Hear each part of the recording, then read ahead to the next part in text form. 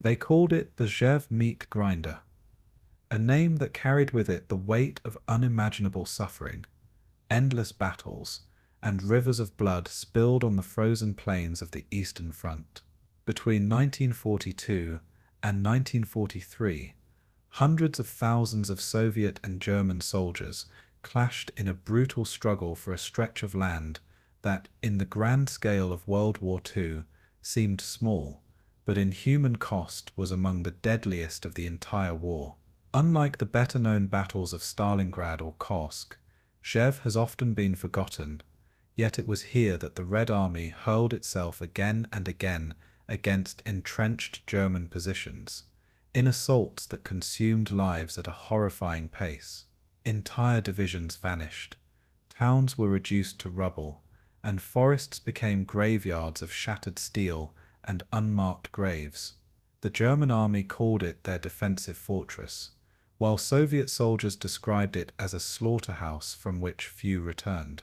This was not a single battle, but a series of operations stretching across months, battles fought in the mud, in the snow, in the choking smoke of artillery, and in the close quarters of ruined villages where survival came down to bayonets, grenades, and sheer willpower.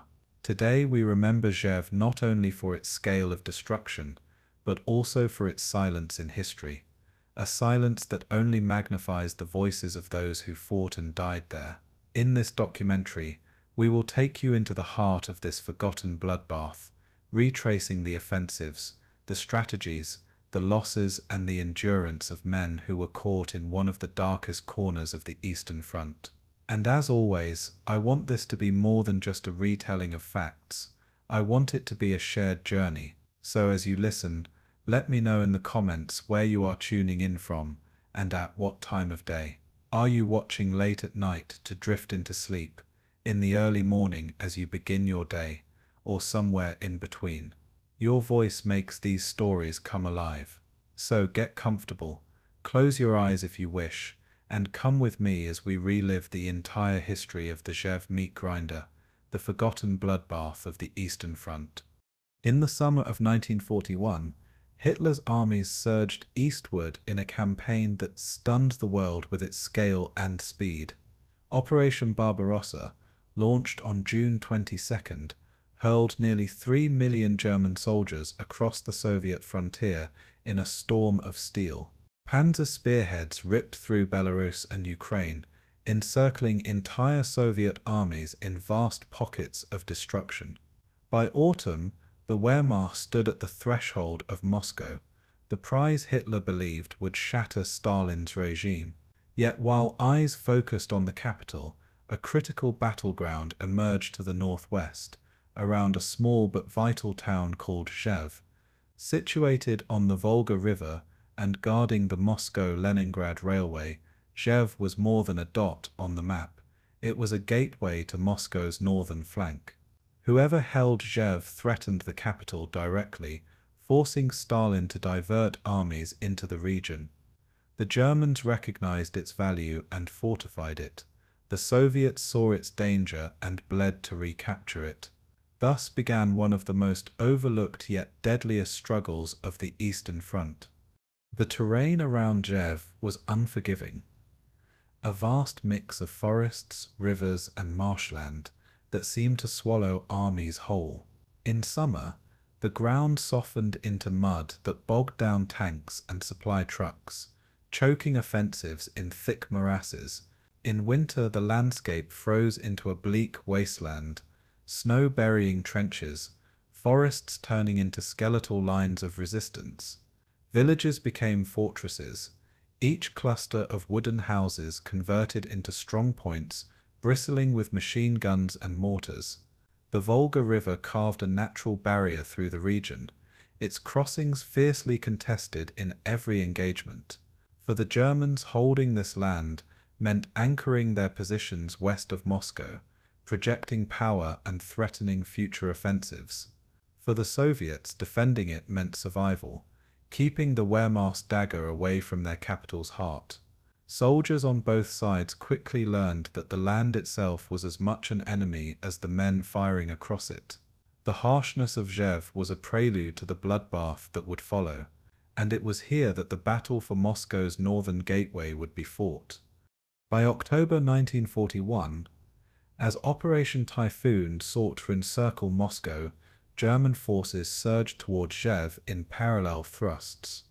The Ninth Army under Colonel General Adolf Strasse pressed forward, its divisions hardened by months of relentless advance. Panzer units sought to cut rail lines and seize crossings, isolating Soviet defenders before they could regroup. The Red Army, shattered by successive defeats, fought desperately to hold the line, throwing fresh conscripts into the inferno. These men, many with little more than rifles and scant training, were ordered to resist at any cost. German commanders believed the Soviets were finished, that the Red Army would crumble before winter's onset. Yet even as Moscow braced for encirclement, Stalin's reserves flowed in, bolstering the defense of Rzhev. The Germans succeeded in seizing the town by mid-October, planting their flag just 150 miles from Moscow. But their advance had stretched thin, supply lines snarled by autumn mud, resistance growing more stubborn with each mile. The victory at Rzhev was real, but it was also a trap of attrition forming beneath their feet. The strategic significance of Rzhev lay in its geography, a salient thrusting eastward like a spear toward Moscow. From this bulge, German artillery could shell rail lines, while panzer formations threatened to cut north-south communications. Hitler saw it as an ideal springboard for renewed offensives against the capital, a forward bastion of German power. The Wehrmacht fortified the salient with barbed wire, trenches, bunkers, and minefields, transforming Rzhev into a fortress. Model and his generals poured divisions into the sector, determined to hold the ground against any Soviet assault. For the Soviets, this salient was intolerable, a constant threat that forced them to commit enormous forces to contain it. Zhukov and Konev, commanding Soviet armies nearby, recognized that leaving Rzhev in German hands meant leaving Moscow exposed. Thus, both sides dug in for a struggle that would last not weeks or months, but more than a year. Rzhev became both shield and sword, defense and dagger, fortress and graveyard. The meat grinder was already beginning to turn. The men who fought here experienced a brutality unmatched even by other Eastern Front battles. German infantry endured ceaseless Soviet probing attacks, their trenches constantly under artillery and mortar fire. Soviet soldiers charged across open fields, mowed down by machine guns as forests behind them filled with reinforcements. Casualty lists grew daily, units decimated, replacements thrown in only to vanish in the same churn of slaughter. Conditions were appalling, food scarce, frostbite rampant, the dead frozen into the ground and used as cover. Tanks bogged in mud were abandoned, artillery pieces left where they jammed, horses collapsing by the thousands from exhaustion.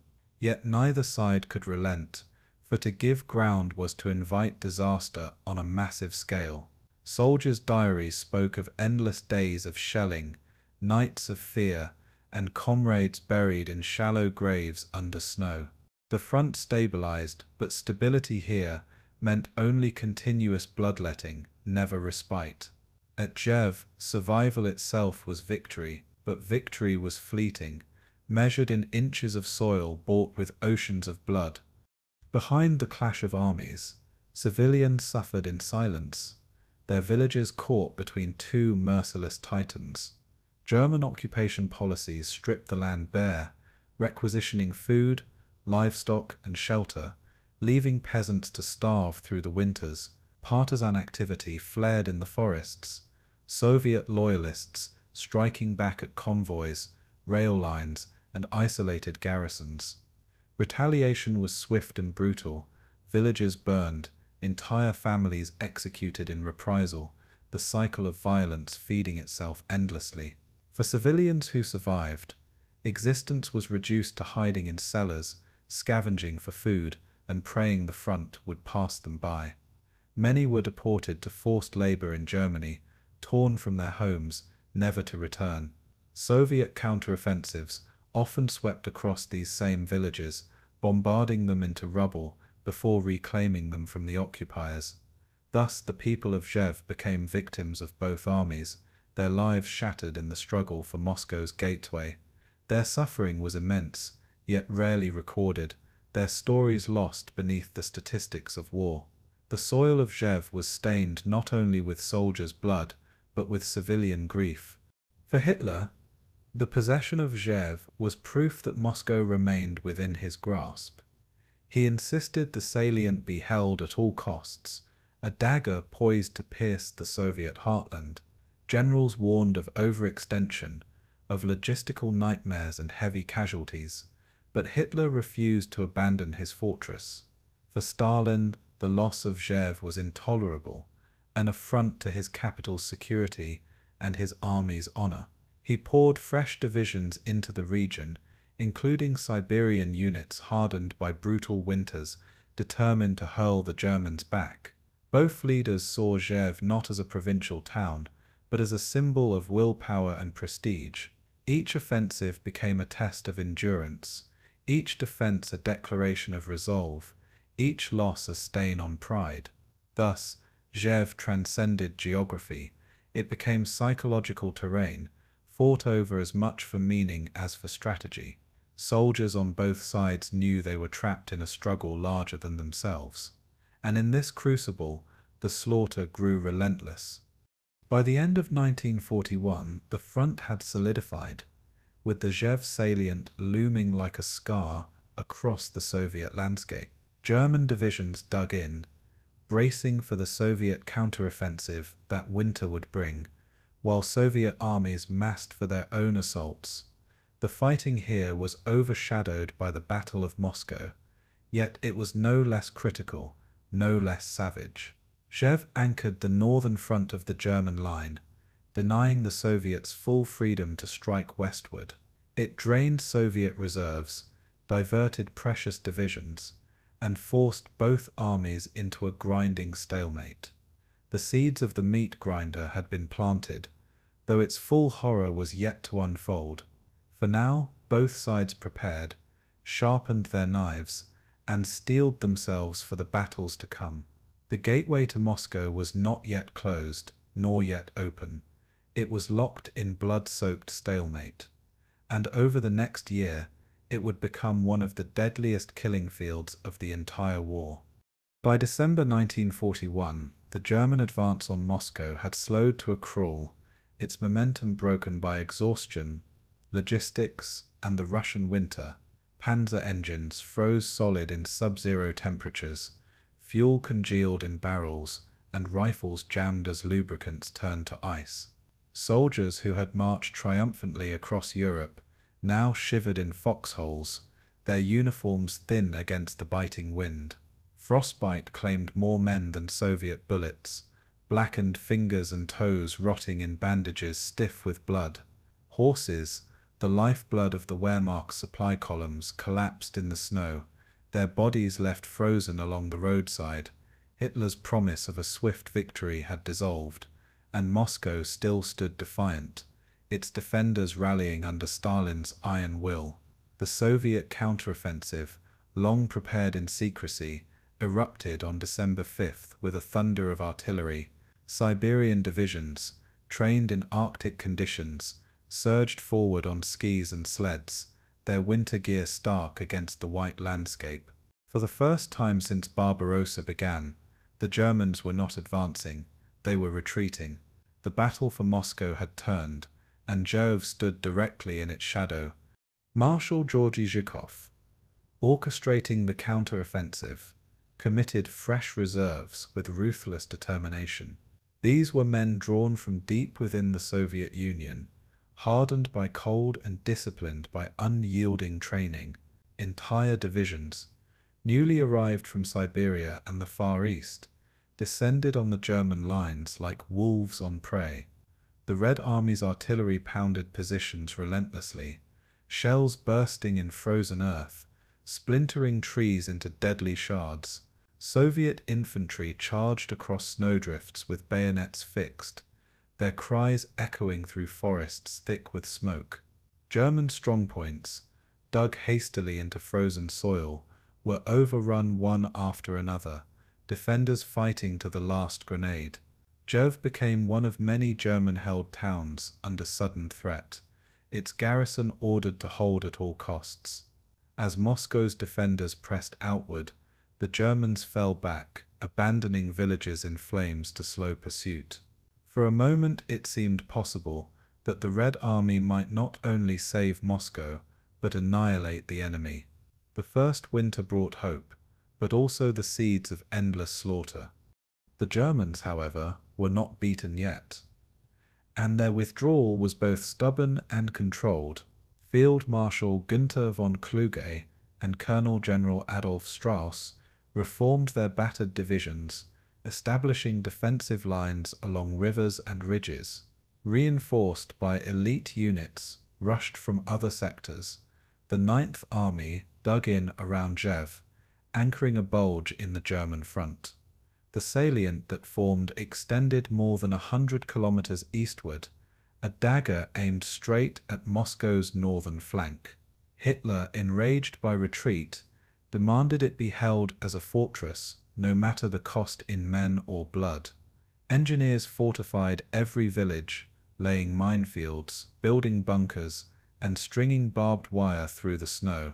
Soviet attacks continued in waves, often breaking through outer defenses, only to be stopped by reserves counterattacking with grim precision. Casualties soared on both sides, divisions reduced to shadows of their former strength within weeks.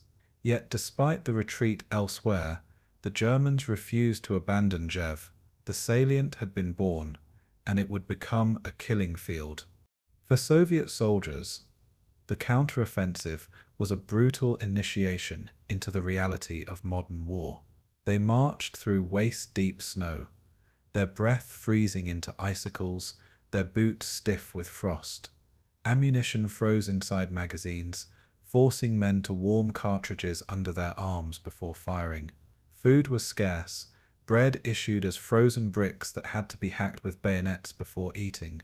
Men huddled in peasant huts at night, sharing straw for warmth, while artillery thundered in the distance without pause. Yet their morale soared with each village liberated, each German column retreating westward under pressure. The Red Army felt the tide turning, even as losses mounted at an unsustainable pace. Commissars reminded soldiers of Moscow's survival, framing every sacrifice as part of the defense of the motherland. But the push was not easy, and every mile forward was littered with bodies half buried in snow. The price of the counteroffensive was already immense, and Rzhev was proving far harder to reclaim than anyone expected. Inside the German lines, discipline and endurance kept collapse at bay. Soldiers froze in their trenches, but their machine guns and mortars inflicted terrible losses on Soviet attackers. Snipers, concealed in ruined buildings and treetops, hunted advancing infantry with patient precision. Tanks, though crippled by the cold, were dug into the ground as makeshift pillboxes, their cannons sweeping open fields. Supplies trickled in by sled and horse-drawn wagon, barely enough to keep units from starvation.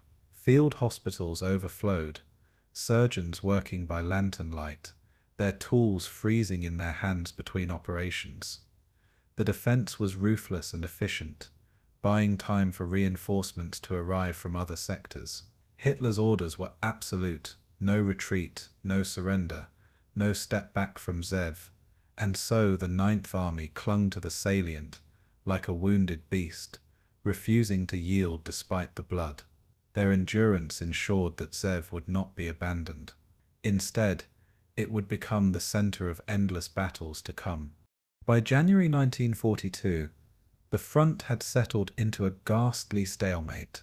Soviet offensives pressed forward with relentless force, but their lines stretched thin, supply convoys faltering in snow and ice. Artillery shells had to be dragged on sleds by exhausted horses, fuel transported in barrels lashed to sleighs. Ammunition shortages plagued entire divisions, leaving infantry to attack with bayonets and grenades when rifles ran dry. German counterattacks stabilized the line, pushing Soviet gains back with heavy losses on both sides. Villages changed hands repeatedly, burned to rubble, leaving survivors with nothing but ashes and corpses. Civilians caught in the fighting starved or froze, their fate sealed by the fury of two empires colliding. Stalin demanded more, urging Zhukov and Konev to press harder, to finish the job and destroy the salient. But the Red Army was exhausted, its gains bought with rivers of blood and dwindling strength. Rzhev still stood in German hands, defiant, entrenched, and immovable. The first winter had brought survival for Moscow, but no final victory. For the soldiers, the first winter was a crucible of endurance unlike anything they had imagined. German troops huddled in trenches warmed by burning straw, their uniforms crawling with lice, their bodies ravaged by frostbite. Soviet infantry advanced through blizzards, their faces wrapped in scarves of frozen cloth, their eyes blinded by snow glare. Death was constant, whether from bullets, shells, starvation, or the relentless cold itself. Men learned to dig graves in frozen ground with explosives, blasting holes for comrades too rigid to bury by hand. The sound of artillery became the rhythm of existence, punctuated by the screams of the wounded carried back on sleds.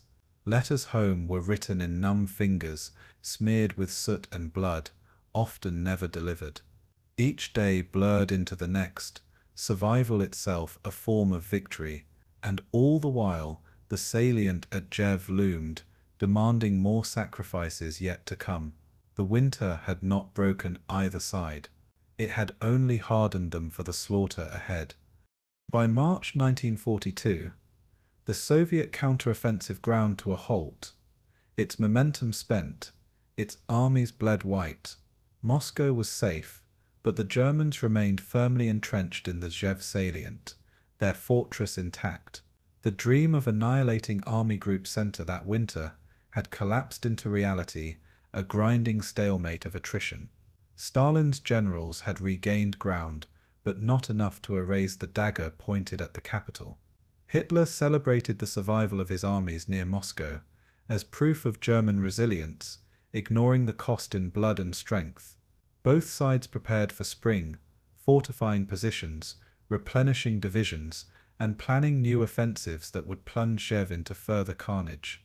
The first winter had saved the Soviet Union from collapse, but it had also ensured that Rzhev would become its bloodiest wound.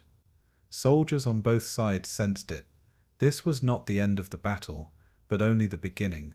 The meat grinder had begun to turn, and it would consume hundreds of thousands before it was done. By the spring of 1942, the front lines west of Moscow had settled into a shape that would haunt both armies for over a year. The Germans held a massive protrusion, a bulge in the lines known ominously as the Rzhev salient. It jutted more than 100 kilometers eastward, coming dangerously close to the Soviet capital itself. At its deepest point, the salient was only 120 miles from Moscow, close enough to threaten its railways and lifelines. The Volga River cut through its southern edge, offering both a natural barrier and a contested crossing point. The forests and swamps surrounding Rzhev gave cover to defenders, but also concealed dangers for attackers advancing blindly. The salient's geography meant the Germans could launch thrusts toward Moscow or Twova at will. Yet it also left them vulnerable to encirclement. Its flanks stretched thin across rivers and forests. Both Hitler and Stalin recognized the salient's importance, turning it into a magnet for reinforcements. And from this geography alone, the stage was set for endless slaughter. Inside the salient, the Germans constructed fortifications of extraordinary depth and resilience.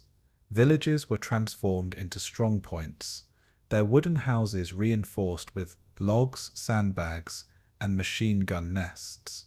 Trenches snaked through forests, linking bunkers, command posts, and artillery pits in labyrinthine networks. Entire hills were hollowed into defensive positions, camouflaged from Soviet aerial reconnaissance.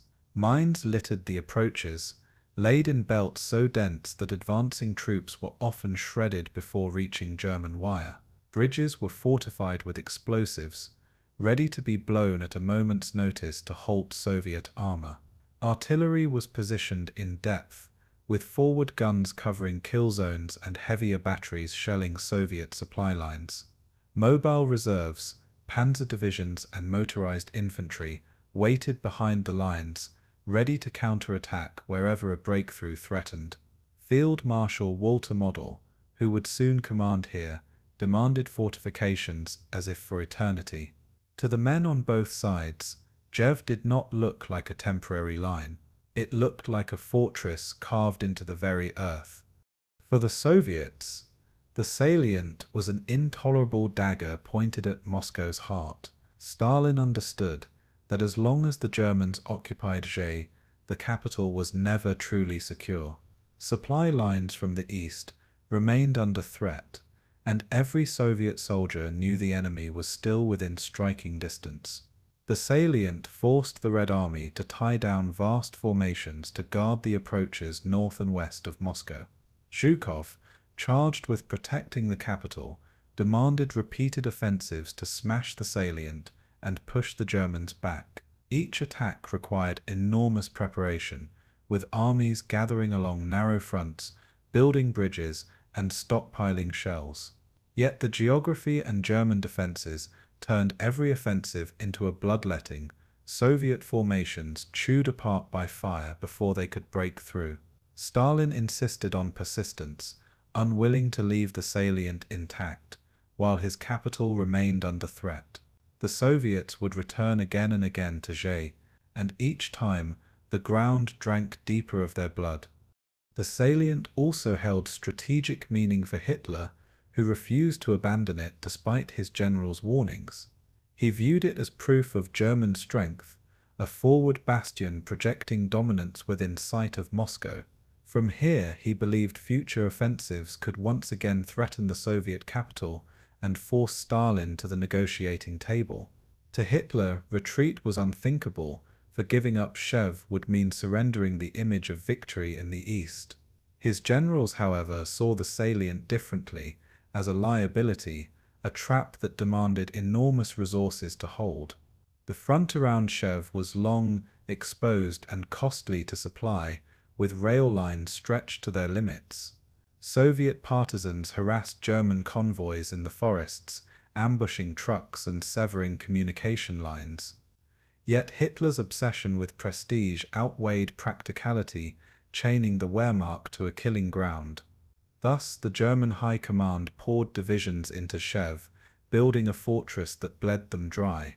Pride as much as strategy anchored the salient in place.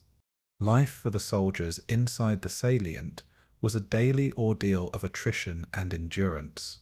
German infantry dug in for months, sleeping in bunkers cut from frozen soil, their walls dripping with condensation.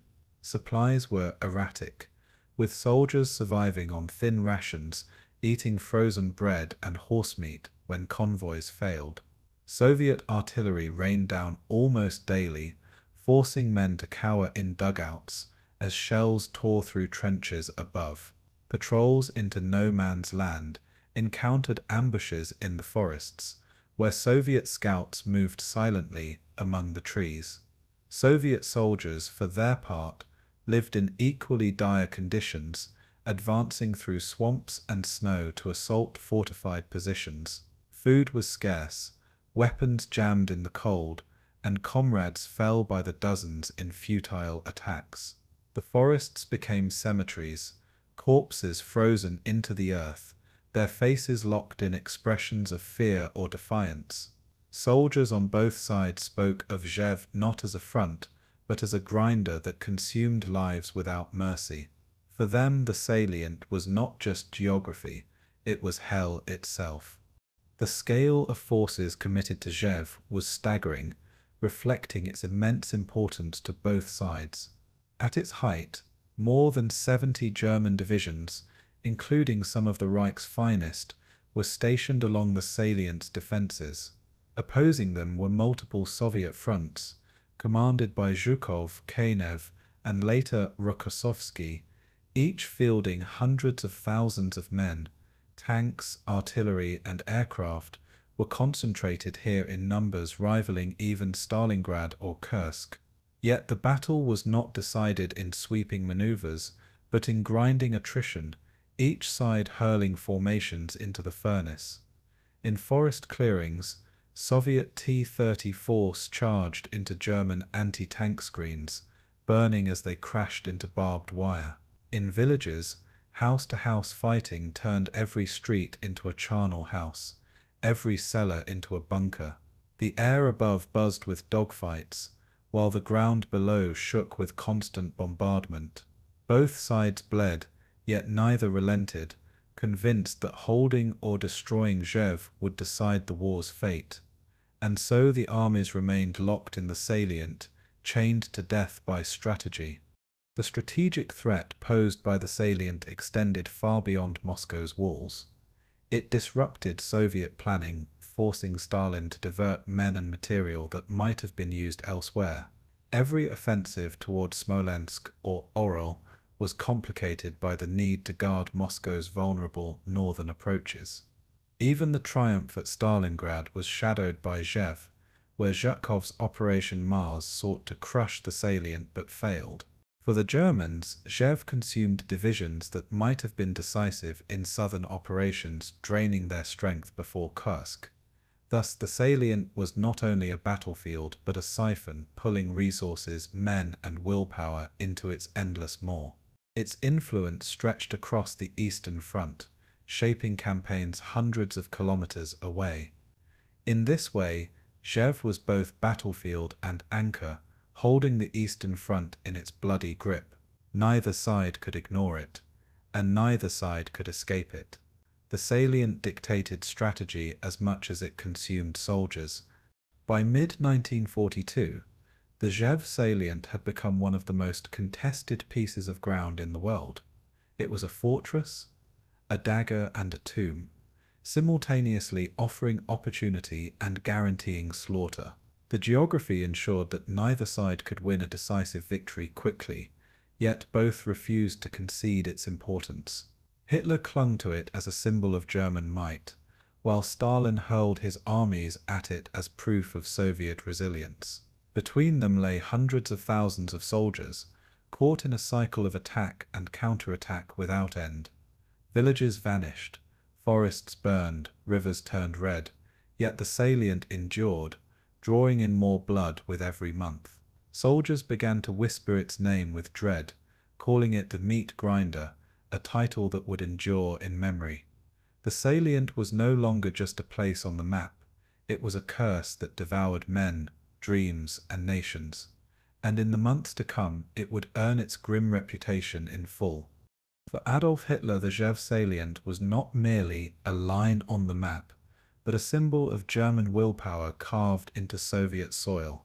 In his mind, to abandon it would be to admit weakness, a retreat unworthy of the Reich's destiny. The salient projected German strength within striking distance of Moscow, a constant threat that haunted Stalin and his generals. To Hitler, Rzhev was a dagger poised at the Soviet heart, a reminder that the dream of conquering Moscow was not yet dead. German generals, however, saw the salient differently, recognizing it as a liability that drained resources and bled divisions white. Supply lines stretched across hostile terrain, vulnerable to partisan ambushes and Soviet artillery, while reinforcements were siphoned from critical fronts. Yet Hitler dismissed their concerns, demanding that the line be held like a fortress no matter the cost. He believed the psychological value of holding Rzhev outweighed any material sacrifice, a testament to his obsession with prestige. Thus the salient became both symbol and prison for the Wehrmacht, and the cost of clinging to it grew with every passing month. The orders to hold Rzhev were absolute, leaving no room for tactical withdrawal or flexible maneuver. Hitler dictated directly from his Wolf's Lair headquarters, insisting that the Salient's forward position was proof of German invincibility. Field commanders who suggested shortening the line were rebuked, sometimes humiliated for daring to propose retreat. Generals like Günther von Kluge and later Walter Model carried out the Führer's directives with grim obedience, reinforcing the salient with fresh troops and supplies. The Wehrmacht poured labor into digging trenches, constructing bunkers and fortifying villages until the region bristled like a steel hedgehog. Every meter was defended, every crossing mined, every approach watched by machine guns hidden in forests and barns. Soldiers understood they were not holding temporary lines, but building an eastern fortress designed to last indefinitely. Even when losses mounted into the tens of thousands, Hitler insisted the salient was unshakable. In his vision, Rzhev was not a liability but an opportunity, a springboard for future offensives. This fortress mentality condemned thousands to die for ground that offered no true escape. The geography of the salient suited Hitler's defensive obsession, but it also demanded immense sacrifice from his men. The bulge extended eastward, like a blade, exposing its flanks to constant Soviet assault from north and south. Supplying the salient required convoys to traverse treacherous roads through forests filled with partisans and artillery ambushes. Trains carrying ammunition and food were frequently derailed, their wreckage left smoldering in the snow. Winter deepened the misery, as roads vanished beneath blizzards and fuel froze in barrels stacked uselessly by the tracks. Soldiers rationed bread and horseflesh, warming their hands over fires fueled by splintered doors from ruined villages. Yet even under these conditions, the orders remained the same: no retreat, no surrender, hold Rzhev at all costs. German engineers responded with ingenuity, building corduroy roads over swamps, constructing ice bridges, and reinforcing bunkers with concrete and steel. But each innovation came at a price in labor, lives, and scarce material. The fortress was maintained, but its garrison paid the toll in blood and endurance. Hitler's fixation on Rzhev was not purely strategic. It was psychological, born of his obsession with prestige and image. He believed the world watched Germany's every move, and abandoning the salient would signal weakness to friend and foe alike. To him, retreat was synonymous with failure, and failure was intolerable in the Reich's narrative of destiny. By holding Rzhev, Hitler could claim that Moscow remained under threat, that the Soviets lived in fear of his armies. The salient became a propaganda tool, its existence proof that Germany's Eastern Front had not collapsed after the winter of 1941. Nazi propaganda trumpeted the position as evidence of discipline and strength, omitting the appalling losses suffered to maintain it. Soldiers in the trenches knew the reality: endless shelling, starvation, and comrades buried in snow, but their sacrifices were cloaked in rhetoric. Hitler demanded reports of success, not truth, and his generals tailored their words accordingly. Thus the fortress was preserved not only by arms, but by illusion, and illusions killed as surely as bullets. Field Marshal Walter Model, often called the Führer's fireman, became the architect of the fortress defense at Rzhev. Renowned for his skill in defensive warfare, Model transformed the salient into a nearly impregnable bastion. He rotated divisions ruthlessly, pulling shattered units out and replacing them with fresh formations from across the front. He ordered multiple defensive belts, each bristling with artillery, bunkers, and obstacles designed to bleed the Soviets dry. Model's doctrine emphasized elastic defense, yielding ground tactically only to counterattack and reclaim it at terrible cost. Under his leadership, The salient became a grinder that consumed Soviet offensives by the tens of thousands. Yet even Model recognized the strain, reporting shortages of men, ammunition, and fuel that threatened collapse. His pleas for relief were met with Hitler's unchanging mantra, "Hold Rzhev at any price." The fortress was both his masterpiece and his burden, a testament to German tactical genius shackled by strategic folly, and in that contradiction lay the tragedy of the Rzhev campaign. For the soldiers, the fortress mentality meant endless suffering without hope of relief. Infantrymen rotated between frontline trenches, support lines, and reserve dugouts, but safety never truly existed. Soviet artillery bombarded them day and night, sometimes for weeks without pause, shaking nerves and splintering bodies. Machine gun nests turned villages into killing grounds, where assaults were repelled at costs measured in battalions. Wounded men often lay untended in no man's land, their cries haunting comrades forced to listen through the night. Morale cracked under the strain, desertions whispered of but rarely achieved, as the penalty was death by firing squad. Letters home spoke of exhaustion and despair, yet were censored before reaching families, replaced by tales of heroic defense. Soldiers referred to Rzhev bitterly as the hell of the Eastern Front, knowing their blood sustained Hitler's fortress dream. To them the salient was not strategy, it was sacrifice, demanded by leaders who never saw the trenches. Yet still, they endured, clinging to comradeship as their only anchor in the storm. On the Soviet side, Hitler's fortress presented both challenge and opportunity. Each attempt to storm the salient drew massive forces into the region, consuming artillery shells, tanks, and divisions. The Red Army suffered catastrophic losses in frontal assaults, but Stalin and his generals refused to relent. They saw the salient as a festering wound, one that had to be cut out no matter the cost. Soviet planners believed that destroying Rzhev could unlock the road to Smolensk and open a path toward Germany itself. But each offensive bled them further, reinforcing Hitler's belief that the fortress was unbreakable. The Germans, though stretched thin, appeared invincible behind their fortifications, even as they hemorrhaged manpower. Yet the Soviets learned from their failures, adapting tactics, refining artillery coordination, and rotating exhausted divisions. With every assault, they gained grim experience, setting the stage for future victories elsewhere. The fortress, while holding firm, was shaping the Red Army into a more formidable foe. And in that irony lay the seeds of Germany's downfall. By clinging to Rzhev, Hitler locked his armies into a struggle that drained their strength without offering decisive reward.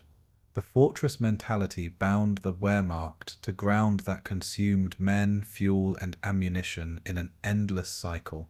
It prevented strategic flexibility, tying down divisions that might have turned battles elsewhere, from Stalingrad to Kursk. It blinded the German command to reality, sustaining illusions of strength while bleeding the rice dry. For the Soviets, the salient was agony, but also an anvil on which they hardened their armies. For the Germans, it was pride transformed into a trap, prestige turned into prison. Hitler's eastern fortress stood tall for over a year, defying every Soviet offensive hurled against it. Yet its survival came not from wisdom, but from stubbornness, and its endurance ensured that the slaughter would continue. The Rzhev salient was a fortress, yes, but it was also a graveyard, and in the end it buried not only men, but the dreams of an empire. In the summer of 1942, as the battle for the Eastern Front expanded into a titanic struggle, Stalin turned once more to his most trusted marshal. Georgy Zhukov, the architect of Moscow's salvation, was summoned to direct the destruction of the Rzhev salient. To Stalin, the salient was intolerable, a dagger aimed at his capital, and only Zhukov possessed the iron will to sever it. The Marshal arrived at the front to find armies already bled from failed winter offensives, their strength diminished but their orders uncompromising. His task was not simply to attack, but to annihilate the German Ninth Army, entrenched in the Bulge. He studied the maps with cold precision, noting river lines, railways and ridges where the enemy had fortified their defenses. Soviet intelligence estimated over 300,000 German troops held the salient, shielded by minefields, bunkers and mobile reserves. Zhukov's solution was brutal in its simplicity: relentless frontal assaults supported by massive artillery barrages. He believed overwhelming firepower and sheer numbers would break the fortress, no matter the cost. Thus began a cycle of slaughter that would define Rzhev as the meat grinder. Zhukov's strategy was shaped by necessity and Stalin's unforgiving expectations. Time was short, resources scarce, and Moscow's security demanded immediate action. He ordered the concentration of entire Soviet fronts, amassing armies on narrow sectors where he planned to break through. Thousands of artillery pieces were dragged into place, their barrels aligned in dense clusters along snowy ridgelines. Ammunition stockpiles filled barns and sheds, shells stacked to the rafters in preparation for days of uninterrupted fire. Infantry divisions, many composed of fresh recruits with little combat experience, were drilled for massed assaults through forests and rivers. Tanks rolled into assembly areas, their crews briefed on the grim reality that few would survive. Soviet air units, though inferior in quality, were tasked with providing continuous ground support against German strongpoints. Every detail reflected Zhukov's uncompromising belief in the primacy of force, regardless of human cost. His orders were clear: attack without pause until the salient was crushed. And with those words, thousands of lives were consigned to the furnace. The first of Zhukov's offensives erupted in the late summer, a thunderous symphony of artillery that shook the earth for miles. Entire German trench lines were obliterated, bunkers crushed beneath tons of explosives, forests shredded into splinters. Soviet infantry advanced through smoke and snow, bayonets glinting, banners raised despite the withering fire ahead. They surged into minefields where explosions tore men apart, leaving trails of broken bodies behind.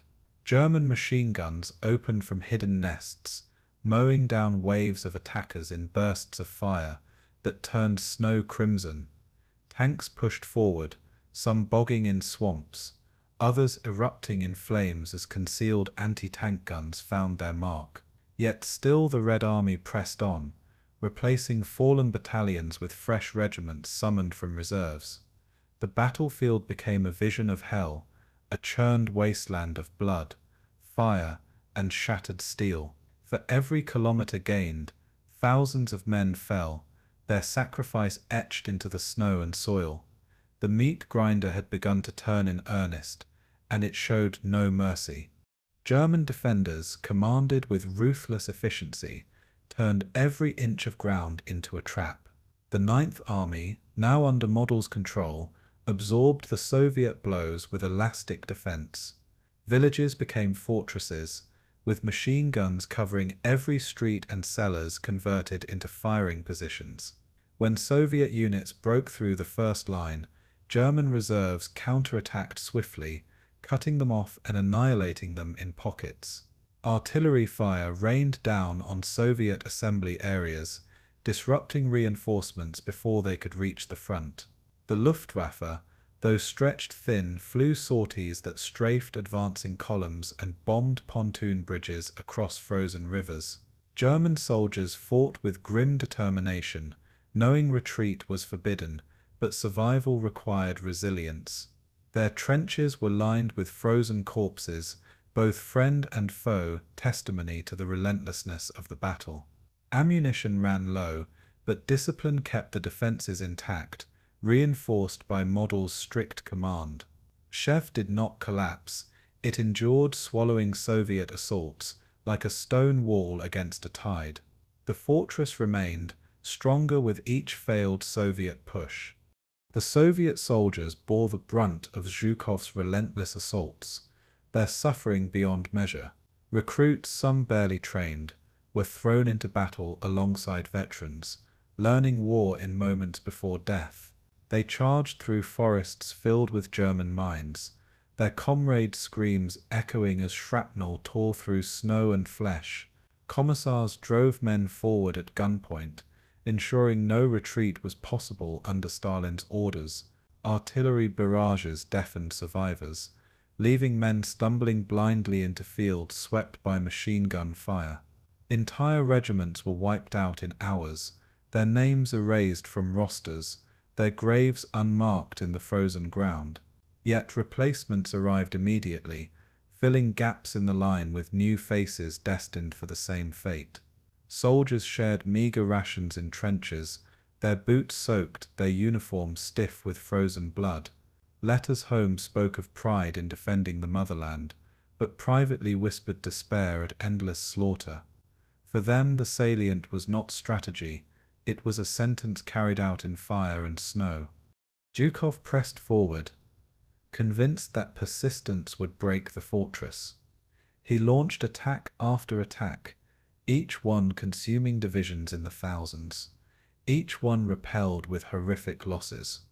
His reports to Stalin emphasized progress, citing villages captured and German casualties inflicted. But behind the figures lay the brutal truth: entire armies reduced to shadows of their former strength. Soviet officers obeyed without question, throwing their men into battles where survival was measured in hours.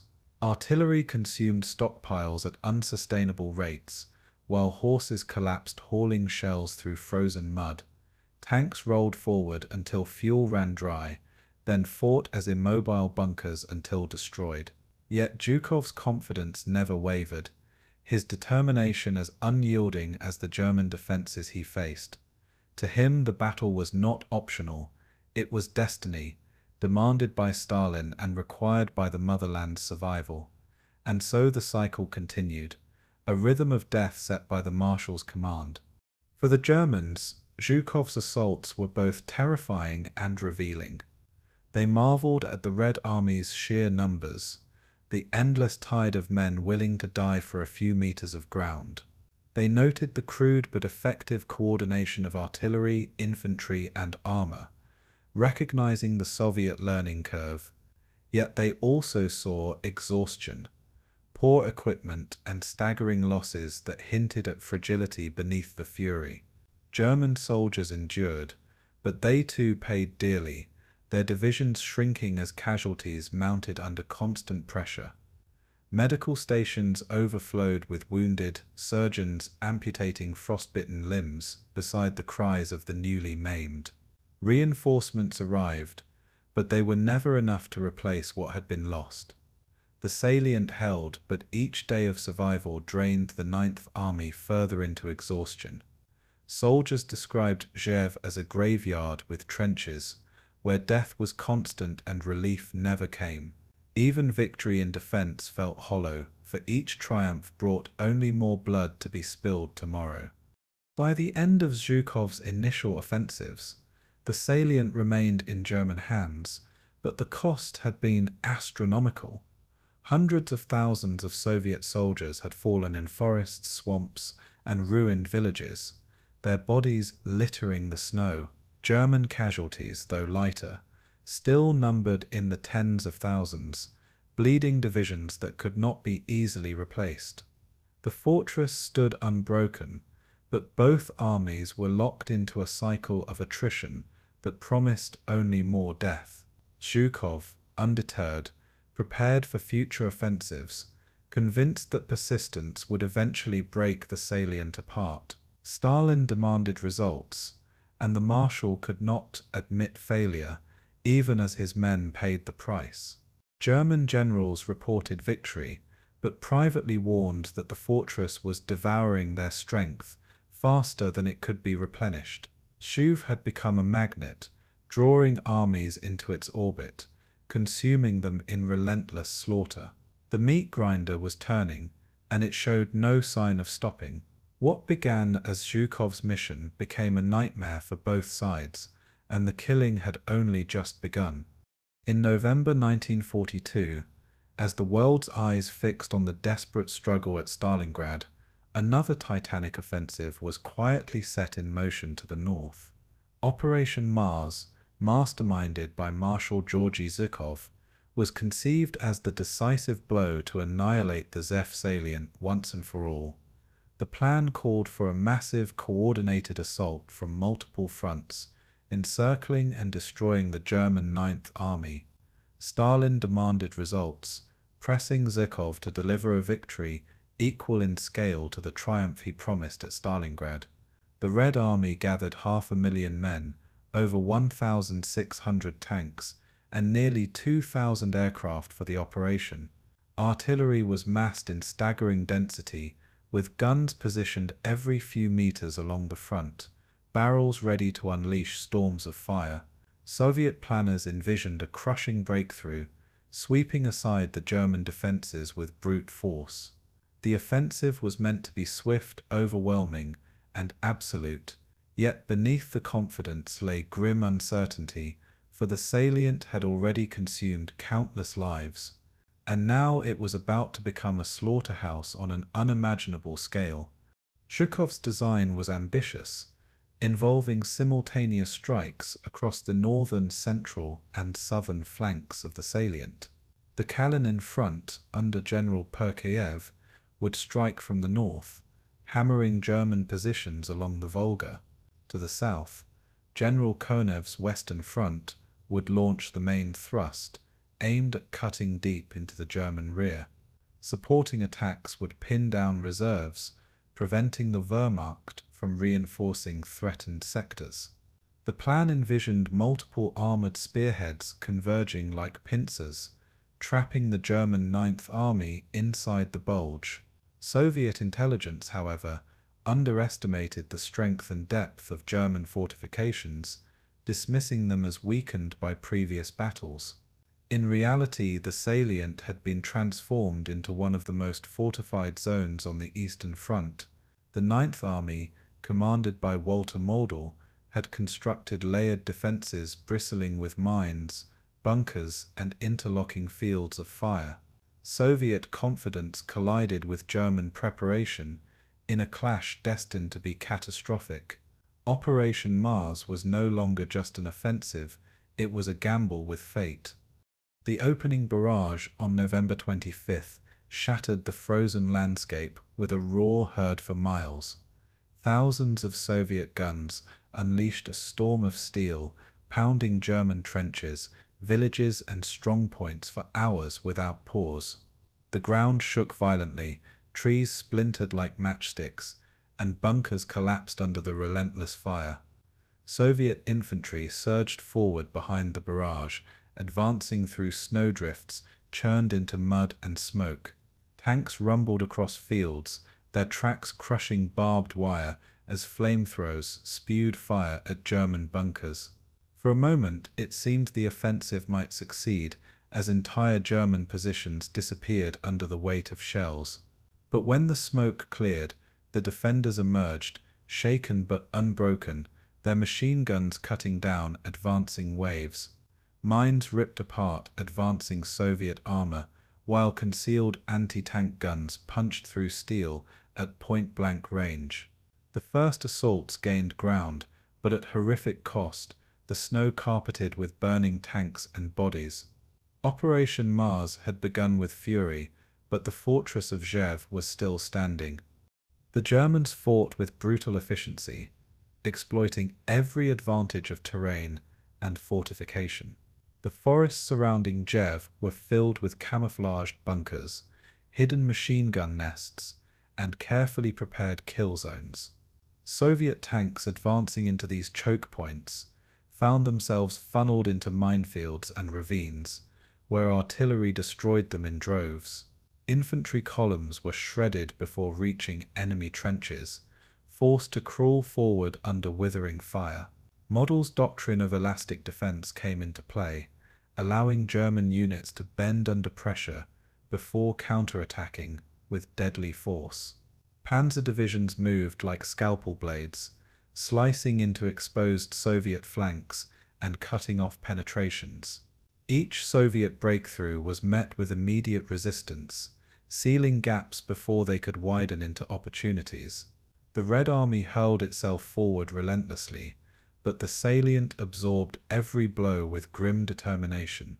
German losses mounted, but Soviet casualties grew at a rate that defied belief. The fortress of Rzhev refused to yield, and Zhukov's gamble grew bloodier by the hour. For Soviet soldiers, Operation Mars was a nightmare of fire, ice, and death. Infantrymen advanced across open ground under a storm of bullets, watching comrades collapse in rows before reaching enemy lines. Tank crews endured claustrophobic terror as shells slammed into steel hulls, flames engulfing machines in seconds. Artillerymen fired until their hands blistered, their ears deafened, their guns glowing red from continuous bombardment. Supply lines struggled in the winter cold, with horses collapsing in snow and trucks bogging down in frozen mud. Medical units were overwhelmed, field hospitals packed with wounded who screamed through surgeries without anesthesia. Commissars barked orders, driving men forward regardless of casualties, their revolvers ready for those who faltered. Villages became charnel houses, captured at dawn only to be lost again by nightfall in counterattacks. Survivors wrote letters soaked with despair, describing endless attacks that ended only in slaughter. To many, Save was no longer a battlefield but a graveyard waiting to claim them. Operation Mars was their crucifixion in snow and steel. German defenders were equally battered, though their defensive mastery allowed them to endure. Soldiers lived in bunkers dug deep into frozen earth, their walls reinforced with logs and steel. They fought surrounded by the dead, their trenches littered with frozen bodies that could not be buried. Ammunition had to be rationed, yet machine guns still spat fire in endless bursts to repel Soviet waves. Panzer crews shivered in unheated vehicles, waiting hours for the chance to strike advancing armor with sudden ferocity. The Luftwaffe, though weakened, launched sorties that strafed Soviet columns, adding to the chaos on the ground. Engineers repaired destroyed positions overnight, working by lantern light under shell fire to restore defenses by dawn. Morale held, not from faith in victory, but from sheer survival instinct and loyalty to comrades beside them. Each day was endured, each attack repelled, each night survived only to face another storm in the morning. For the Germans, Rzhev was a fortress, but it was also a tomb they were forced to defend. Zhukov's determination never wavered. Even as the offensive bogged down in rivers of blood, he pressed his commanders for renewed attacks, ordering fresh waves of tanks and infantry into the grinder. Reports of catastrophic losses were filtered before reaching Stalin, presented instead as progress toward a breakthrough. But inside the Soviet command, frustration and despair grew as casualties mounted beyond comprehension. The operation consumed divisions at a rate unmatched by any other battle of the war. In a single day, entire regiments vanished, their names erased in fields of snow and smoke. Soviet commanders argued for caution, but Zhukov, bound by Stalin's demands, insisted on persistence. He believed German strength was finite, and sheer pressure would eventually crack the fortress apart. Yet the salient endured, absorbing blow after blow like a black hole swallowing light. Operation Mars was becoming less a victory in the making, and more a disaster unfolding. By early December, the offensive had stalled, its objectives unmet, its armies shattered by German resistance. Tens of thousands of Soviet soldiers lay dead in the forests and swamps of Rzhev, their sacrifice unrecorded in official communiques. German losses were severe but sustainable. while Soviet armies bled themselves toward collapse. Operation Mars, conceived as a hammer blow to rival Stalingrad, had become a catastrophe hidden in silence. Stalin shifted attention to the south, trumpeting the encirclement at Stalingrad while masking the disaster near Moscow. For the men who fought at Rzhev, there was no glory, only exhaustion and grief carved into memory. Survivors described it as a battle without end, a meat grinder that devoured armies whole. The salient remained in German hands, its defences scarred but intact, a fortress unbroken. Operation Mars had failed, but the killing was far from over. For Rzhev still stood, and it would continue to demand blood before its story was done. The defense of the Rzhev salient owed much to one man, Field Marshal Walter Model, the Wehrmacht's master of defensive war. Nicknamed the Führer's fireman, Model had a reputation for turning collapsing fronts into strongholds through sheer ruthlessness and improvisation. At Rzhev, he inherited an army battered by Soviet offensives, its ranks thinned by frostbite, starvation, and ceaseless battle.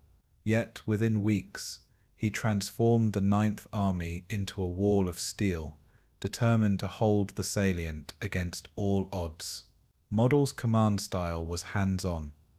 His presence often felt at the very front, rallying exhausted troops with blunt orders. He demanded fortifications built to withstand not days, but months of Soviet artillery and assault. To him, retreat was not an option. Survival depended on making every kilometer into a fortress. Hitler admired his defiance and granted him broad authority to shape the defense as he saw fit. And so the salient hardened under Model's iron grip, becoming a killing field that devoured Soviet hopes. For the Germans, Rzhev was no longer just a position, it was a citadel. Model organized the defense in depth, creating belts of fortifications that stretched for kilometers behind the front line. The first line bristled with trenches, barbed wire, and minefields designed to slow and break Soviet attacks. Behind it lay secondary trenches, machine gun nests, and fortified villages, each capable of independent resistance. German engineers carved bunkers into the earth, reinforced with logs and steel, camouflaged under snow and brush. Heavy artillery batteries were dug deep into forests, hidden from aerial reconnaissance and linked by telephone lines. Anti-tank ditches crisscrossed the approaches, forcing Soviet armor into predictable kill zones where guns waited in ambush. Panzer divisions were held in reserve, their mobility preserved to strike at breakthroughs with sudden counterattacks. This layered system allowed the defense to bend without breaking, absorbing attacks before unleashing devastating retaliation. Soviet forces often believed they had pierced the line, only to find themselves encircled and annihilated. The fortress was not static. It was a living, breathing defense designed to grind attackers to dust. Within this fortress, some of Germany's finest divisions fought with grim efficiency. Elite formations such as the 1st Panzer Division, the 14th Motorized Division, and the 5th Panzer held key sectors of the salient. Hardened by years of combat, these units combined discipline with experience, making them formidable in both defense and counterattack. Infantry divisions, many drawn from across the Reich, were battle-worn but resolute, trained to endure Soviet assaults. SS formations, though fewer in number, contributed a ferocity that reinforced the image of invincibility around Rzhev. These troops were not only well drilled but deeply entrenched, their positions tailored to the terrain and perfected by months of preparation. German officers emphasized initiative, allowing junior leaders to react quickly to Soviet thrusts with deadly precision. Morale was sustained by Model's presence and the conviction that they were holding back the tide of Bolshevism. Propaganda painted them as guardians of Europe, tasked with stopping the Soviet flood at all costs. For the soldiers, this narrative blended with survival instinct, forging a grim determination. And so, the German defenders became as unyielding as the frozen ground beneath them. The terrain of Rzhev favored defenders willing to exploit its features with ingenuity. Thick forests concealed bunkers and artillery, their canopies shielding positions from Soviet spotters and aircraft. Rivers such as the Volga and Vezuza cut across the battlefield, their banks fortified with trenches and pillboxes. Marshes and swamps slowed Soviet armor, funneling tanks into narrow corridors where mines and guns awaited. Villages became fortresses, every barn and cellar converted into firing points, every street barricaded with rubble. Hills offered observation posts, from which German artillery could rain destruction with uncanny accuracy. In winter, the snow itself became a weapon, blanketing minefields invisible to advancing Soviet infantry. The defenders turned every meter of ground into a gauntlet, a trap designed to bleed attackers dry. Assaulting Soviet troops found themselves fighting not only men, but the landscape itself, hostile and unrelenting. Model's genius lay in recognizing these natural advantages and amplifying them with man-made defenses. Together they created a fortress where geography and steel merged into one. German logistics at Rzhev were a miracle of endurance, keeping the fortress supplied under relentless pressure. Trains rumbled day and night along fragile rail lines, delivering ammunition, fuel, and replacements to the front. Supply convoys traversed treacherous roads, harried by Soviet partisans who ambushed trucks and cut communication lines. Horses carried loads where vehicles could not, their hooves crunching through snow and mud as vital lifelines to the trenches. Soldiers rationed food carefully, eating thin slices of bread and watery soup, yet never starved outright thanks to ruthless efficiency. Ammunition was husbanded, every bullet counted, but enough arrived to sustain the endless fire. Engineers worked tirelessly to repair railroads and bridges, patching them after each Soviet air raid or sabotage. Medical services operated in makeshift field hospitals, where surgeons amputated and stitched by lantern light. Despite the constant strain, the German machine never collapsed, sustaining the fortress month after month.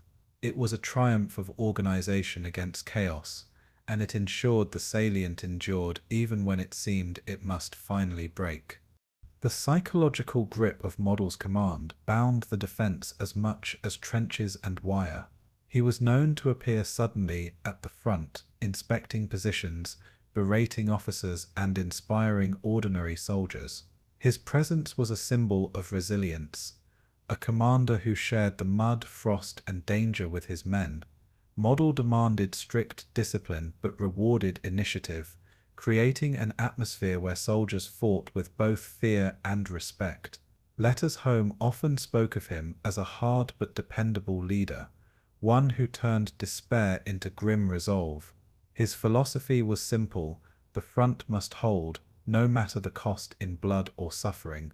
Soldiers obeyed, knowing retreat was forbidden, but also believing survival depended on unity under his command. German propaganda magnified his image, presenting Model as the bulwark against Bolshevik hordes. In reality, his methods drained men to exhaustion, trading lives for time in a war of attrition. Yet without his leadership, the fortress might have collapsed. With him, it endured like iron. For the Soviet attackers, the German defense at Rzhev was a nightmare of unending resistance. Assaults that began with confidence collapsed under the combined weight of mines, artillery, and machine gun fire. Tanks that reached villages found streets transformed into killing grounds, their crews slaughtered by panzerfausts and hidden guns.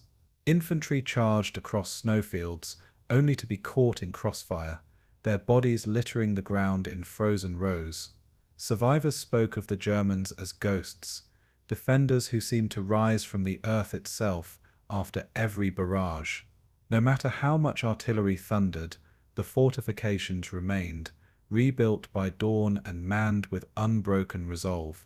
Soviet intelligence underestimated the depth of these defenses, often failing to account for second and third lines. This miscalculation cost thousands of lives as breakthroughs collapsed into deadly ambushes. The fortress consumed Soviet armies, one after another, like a maw that could never be filled. For the Red Army, Rzhev was less a battlefield than a wall of steel and fire. By late 1942, the reputation of the German defenders at Rzhev had spread across the Eastern Front. Soldiers spoke of the Salient as impregnable, a fortress where divisions vanished into snow and smoke. To the Soviets, it became synonymous with slaughter, a place where courage alone was never enough. To the Germans, it was both a point of pride and a sentence of endless endurance, a place where survival defined honor. The fortress mentality had transformed the Salient into more than just a position. It was a symbol of defiance. But symbols are built on sacrifice, and every German strongpoint was littered with the bones of those who made it stand. The Wehrmacht's iron defense held firm, but each month of endurance came at a price that could not be replaced. The fortress survived, but it was bleeding its garrison dry, with every Soviet attack repelled. Model's genius kept it alive, but even genius could not stop the war's tide forever. And beyond the trenches of Rzhev, storms were gathering that no fortress could withstand. By December 1942, the Rzhev front had become a wasteland where the seasons themselves seemed to conspire in the killing. Snow fell thick across the forests, burying shattered villages, frozen corpses, and the ruins of burned-out tanks. The ground, churned by artillery and tracked vehicles, froze into jagged ridges that shredded boots and tore wagon wheels. German trenches filled with ice, forcing soldiers to huddle in bunkers dripping with condensation, their breath turning to frost on wooden beams.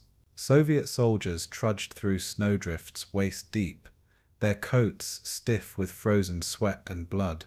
The air was filled with the constant thunder of artillery, a rhythm of destruction that echoed day and night. Machine gun fire cracked across snowfields, punctuated by the dull crump of mortars. Men on both sides fought not only the enemy, but the elements, the cold itself becoming a weapon as deadly as any rifle. Winter made survival a battle before combat even began, and still, both armies pressed on, determined to bleed the other dry. The Soviets renewed their attacks, with a ferocity that astonished even hardened veterans. Zhukov and Konev, unwilling to concede failure after Operation Mars, launched wave after wave into the teeth of German defenses. Entire regiments marched across open fields under falling snow, advancing into machine gun fire that cut them down in rows. Artillery pounded German lines, churning frozen ground into geysers of mud, ice, and blood. Tanks moved forward, their engines straining against the cold, many stalling before reaching the front. Soviet infantry crawled through forests, bayonets fixed, lobbing grenades into bunkers that spat fire until the last defender fell. Commissars drove men forward with revolvers drawn, ensuring there would be no retreat without consequences. Casualties soared into the tens of thousands, yet replacements kept arriving, fresh faces soon scarred by fire. The Soviets believed that persistence alone would wear down the fortress, no matter the cost. And so the Red Army hurled itself at Rzhev again and again, each assault carving new graves into the snow. German defenders endured a different kind of agony, holding ground through exhaustion and attrition. Their bunkers, reinforced with logs and earth, shook under the impact of relentless bombardment.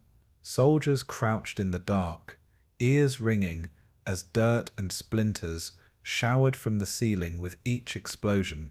Ammunition was rationed, forcing machine gunners to fire in short, controlled bursts even as waves of Soviets advanced. Food was scarce, meals consisting of watery soup and scraps of black bread delivered through snow-choked supply lines. Frostbite spread quickly, blackening fingers and toes, amputations carried out by medics with knives heated over candles. Yet discipline held, reinforced by models' iron orders and the camaraderie of men sharing misery in the trenches. Counterattacks were swift and ruthless, panzer units slashing into Soviet breakthroughs before they could consolidate. For every Soviet gain, the Germans extracted a bloody price, ensuring the salient remained intact. The fortress endured, but its defenders suffered as much as those they repelled. The terrain magnified the misery, transforming battles into struggles against both man and nature. Forests became graveyards, trees shattered by shells, standing like skeletal fingers above the snow. Rivers froze solid, but crossing them under fire turned ice into a killing zone where blood spread across the surface. Villages changed hands repeatedly, their houses blasted into ruins, cellars filled with soldiers fighting in suffocating close quarters. Swamps that had swallowed tanks in autumn froze into jagged death traps, littered with wrecks half buried in ice. Soviet soldiers struggled through waist-deep drifts, collapsing from exhaustion before ever reaching enemy trenches. Germans entrenched in frozen earth found their bunkers collapsing under the weight of snow and constant bombardment. No ground was safe, no shelter permanent, no victory lasting for more than hours. The landscape itself became an accomplice to the slaughter, as if the earth resisted the presence of men. In Rzhev, the land fought as fiercely as the armies, and in winter it showed no mercy. Casualties mounted on a scale that defied comprehension. Soviet divisions entered battle with tens of thousands of men, only to emerge days later with half their strength gone. Entire regiments disappeared, their banners left trampled in snowfields littered with the dead. German losses, though smaller, were devastating for an army already stretched thin across the Eastern Front. Hospitals overflowed, with wounded soldiers lying on straw, shivering under thin blankets, their wounds freezing before they could be treated. Field medics amputated with crude tools, working in temperatures so low that blood froze on their instruments. Burial parties could not keep pace, bodies piling up in fields where they froze solid, unrecognizable in the snow. Survivors grew numb to death, stepping over corpses as if they were part of the landscape. Each man knew he was only one shell, one bullet, or one misstep away from the same fate. The meat grinder consumed without pause, and still both sides fed it with fresh armies. Letters from soldiers revealed the human face of winter attrition at Rzhev. German infantry wrote of endless artillery fire, describing nights without sleep as shells fell like rain. Soviet soldiers told families of comrades frozen in foxholes, their rifles still clutched in lifeless hands. Some spoke of hope, of defending the motherland, of believing victory must come despite the blood. Others confessed despair, their words heavy with resignation, knowing they might never see home again. Commissars censored much of this correspondence, but fragments slipped through, painting a picture of universal suffering. Men on both sides grew gaunt, their eyes hollow, their faces aged beyond their years. Survival depended on comradeship, soldiers clinging to each other for warmth, food, and the will to fight. Small acts of humanity, sharing bread, lighting a cigarette, pulling a wounded comrade from snow, became lifelines. Yet even these gestures could not erase the horror of what they endured. At Rzhev, winter was as merciless as the enemy himself. Strategically, the battles of late 1942 achieved little beyond mutual destruction. The Soviets gained patches of ground, capturing villages and ridgelines at immense cost. Germans counterattacked, retaking positions and inflicting further casualties, but never breaking Soviet resolve. Neither side could claim victory, for every gain was purchased with staggering losses.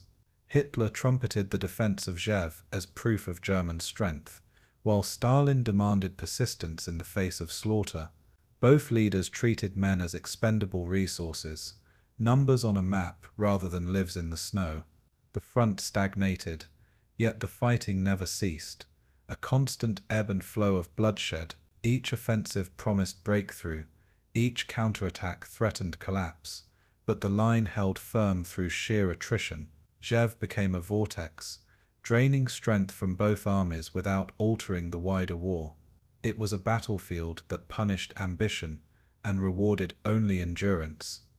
By the time the winter of 1942-43 dragged into spring, the toll of attrition was staggering beyond reckoning. Estimates suggest that in these months alone, hundreds of thousands of men were killed, wounded, or frozen in the fields of Rzhev. Villages vanished under bombardment, forests stripped bare, rivers choked with wreckage and corpses. The salient remained in German hands, but it was a fortress sustained by blood, its defenders exhausted and dwindling. The Soviets, battered but unbroken, prepared yet more offensives, convinced the salient must eventually collapse. The battlefield itself seemed cursed, its soil forever stained, its name whispered with dread among soldiers on both sides. For those who fought there, winter was not a season but a sentence, endured at the cost of their youth and humanity. The fortress still stood, but both armies had paid dearly to maintain its existence.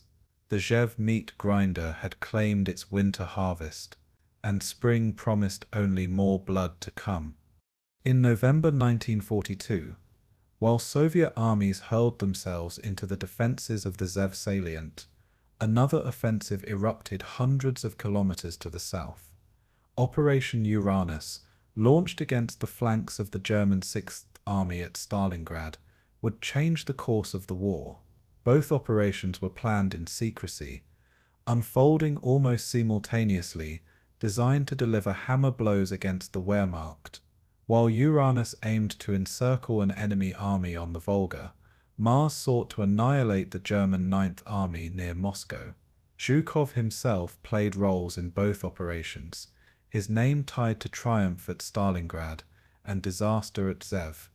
Soviet planners envisioned twin victories, one in the south and one in the center, to shatter German power in a single winter.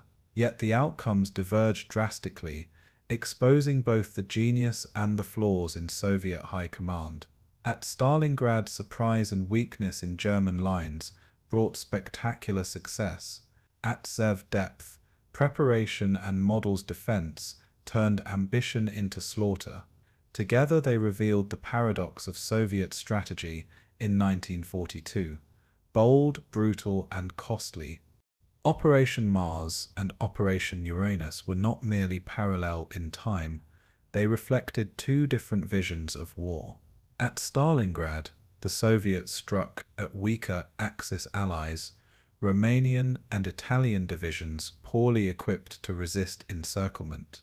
At Rzhev, however, they confronted the hardened veterans of the German 9th Army, entrenched in formidable defences. Zhukov's belief in overwhelming force clashed with Model's mastery of defensive warfare, creating a battlefield of attrition rather than breakthrough. Soviet intelligence underestimated the strength of Rzhev, believing German lines thin and brittle after months of combat. But the salient had been fortified with minefields, trenches and artillery in layers miles deep. Soviet attacks that might have succeeded elsewhere were shredded in forests and swamps north of Moscow. The contrast was stark at Stalingrad. German divisions collapsed in days. At Rzhev they held with unyielding tenacity. Both battles consumed lives at staggering rates, but only one delivered decisive results, and in that divergence lay the enduring shadow of Mars. As Soviet newspapers trumpeted the encirclement of Paulus's 6th Army at Stalingrad, Silence cloaked the battles raging near Rzhev. Stalin allowed no public acknowledgement of Operation Mars, its failure concealed under layers of secrecy and propaganda.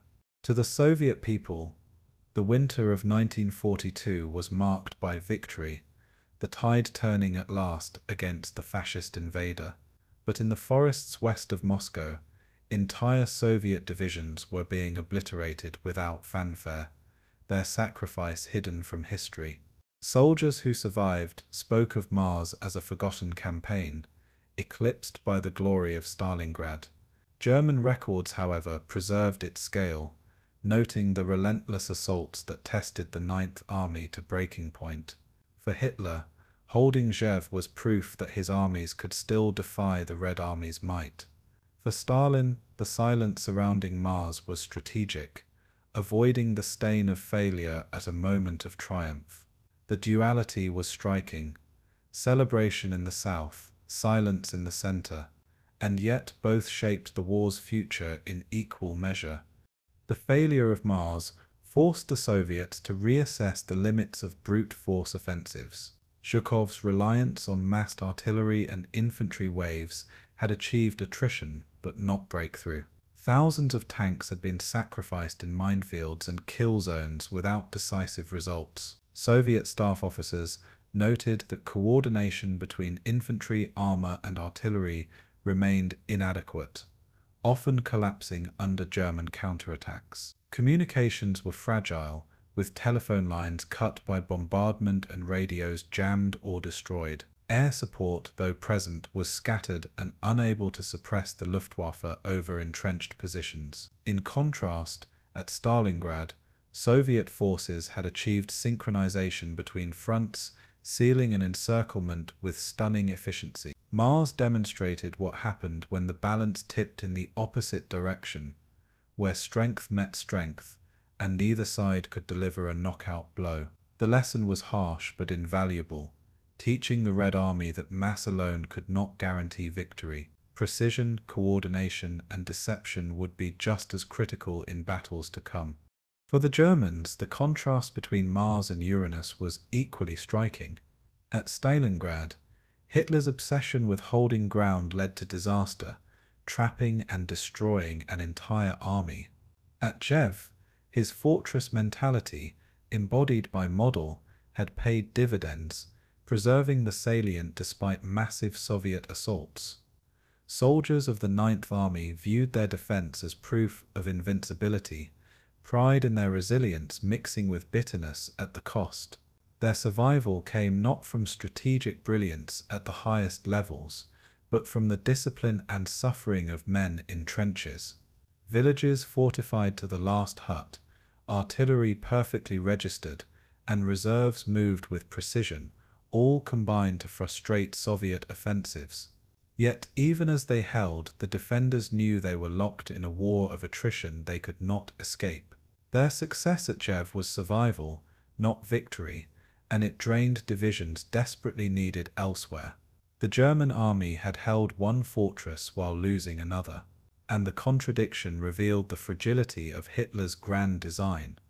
Within the Soviet High Command, Operation Mars left deep scars and quiet recriminations.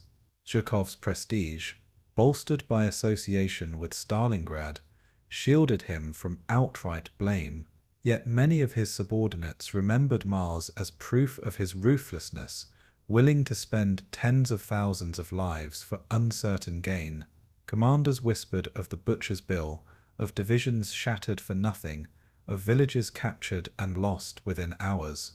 Some officers studied the maps and concluded that the salient was impregnable without encirclement or diversion. Others argued that Stalin's demand for simultaneous offensives had spread Soviet resources too thin across the vast front. Still, silence prevailed publicly, for admitting failure was unthinkable in the atmosphere of fear and control. Official histories erased Mars, burying it under the triumph of Stalingrad, leaving survivors without recognition. Yet in war rooms, the lessons lingered, shaping tactics for future operations. Mars was not forgotten. It was buried beneath glory. For the soldiers who fought there, however, Mars was seared into memory in blood and ice. Survivors remembered the forests echoing with artillery, the snowfields littered with burning tanks, the cries of comrades silenced by machine gun fire. They spoke of advancing into fog so thick they could not see the man beside them, only to stumble into minefields. They recalled German counterattacks cutting through shattered units, leaving survivors crawling back through snow alone. Many never spoke of it at all, their stories silenced by shame, censorship, or trauma too deep to recall. For Germans, the memory was equally grim, of endless bombardments, frozen trenches, and comrades buried under collapsing bunkers. Both sides endured horrors that defied words, their suffering erased from headlines by the shadow of Stalingrad. Yet to those who lived it, Mars was no less real, no less terrible, no less defining. It was a battle without glory, only survival and loss, and it shaped them for the rest of their lives. In the grand arc of the war, Operation Mars became the forgotten twin of Stalingrad, its silence as revealing as its failure. One battle reshaped the course of the Eastern Front, the other consumed armies in vain without altering the line. Yet both revealed the evolving character of Soviet strategy, the balance between triumph and disaster, persistence and learning. Mars demonstrated the limits of brute force against a prepared enemy, a warning written in rivers of blood. Uranus showed the power of surprise, coordination, and striking weakness rather than strength. Together they foreshadowed the Red Army's future, where precision would merge with power to bring eventual victory. For the Germans, the lessons were equally clear. Victories of survival offered no escape from eventual defeat. The Rzhev salient still stood, but it had cost too much to hold. And as spring approached, both armies prepared once more to feed the grinder.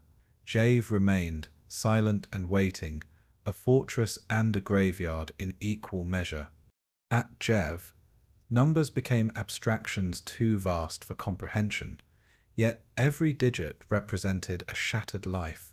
Entire Soviet divisions of 10,000 men marched into the forested killing fields, only to emerge days later with fewer than 2,000 survivors. German regiments, hardened veterans of 1941, were reduced to skeleton units clinging to trenches amid snow and smoke. Casualty lists grew so long that commanders ceased counting in individuals, recording losses instead by the thousand. Villages disappeared under the weight of bombardment, their populations caught between two armies, locked in perpetual slaughter. Civilians were buried where they fell, their homes burning above them, leaving nothing but blackened foundations in the snow.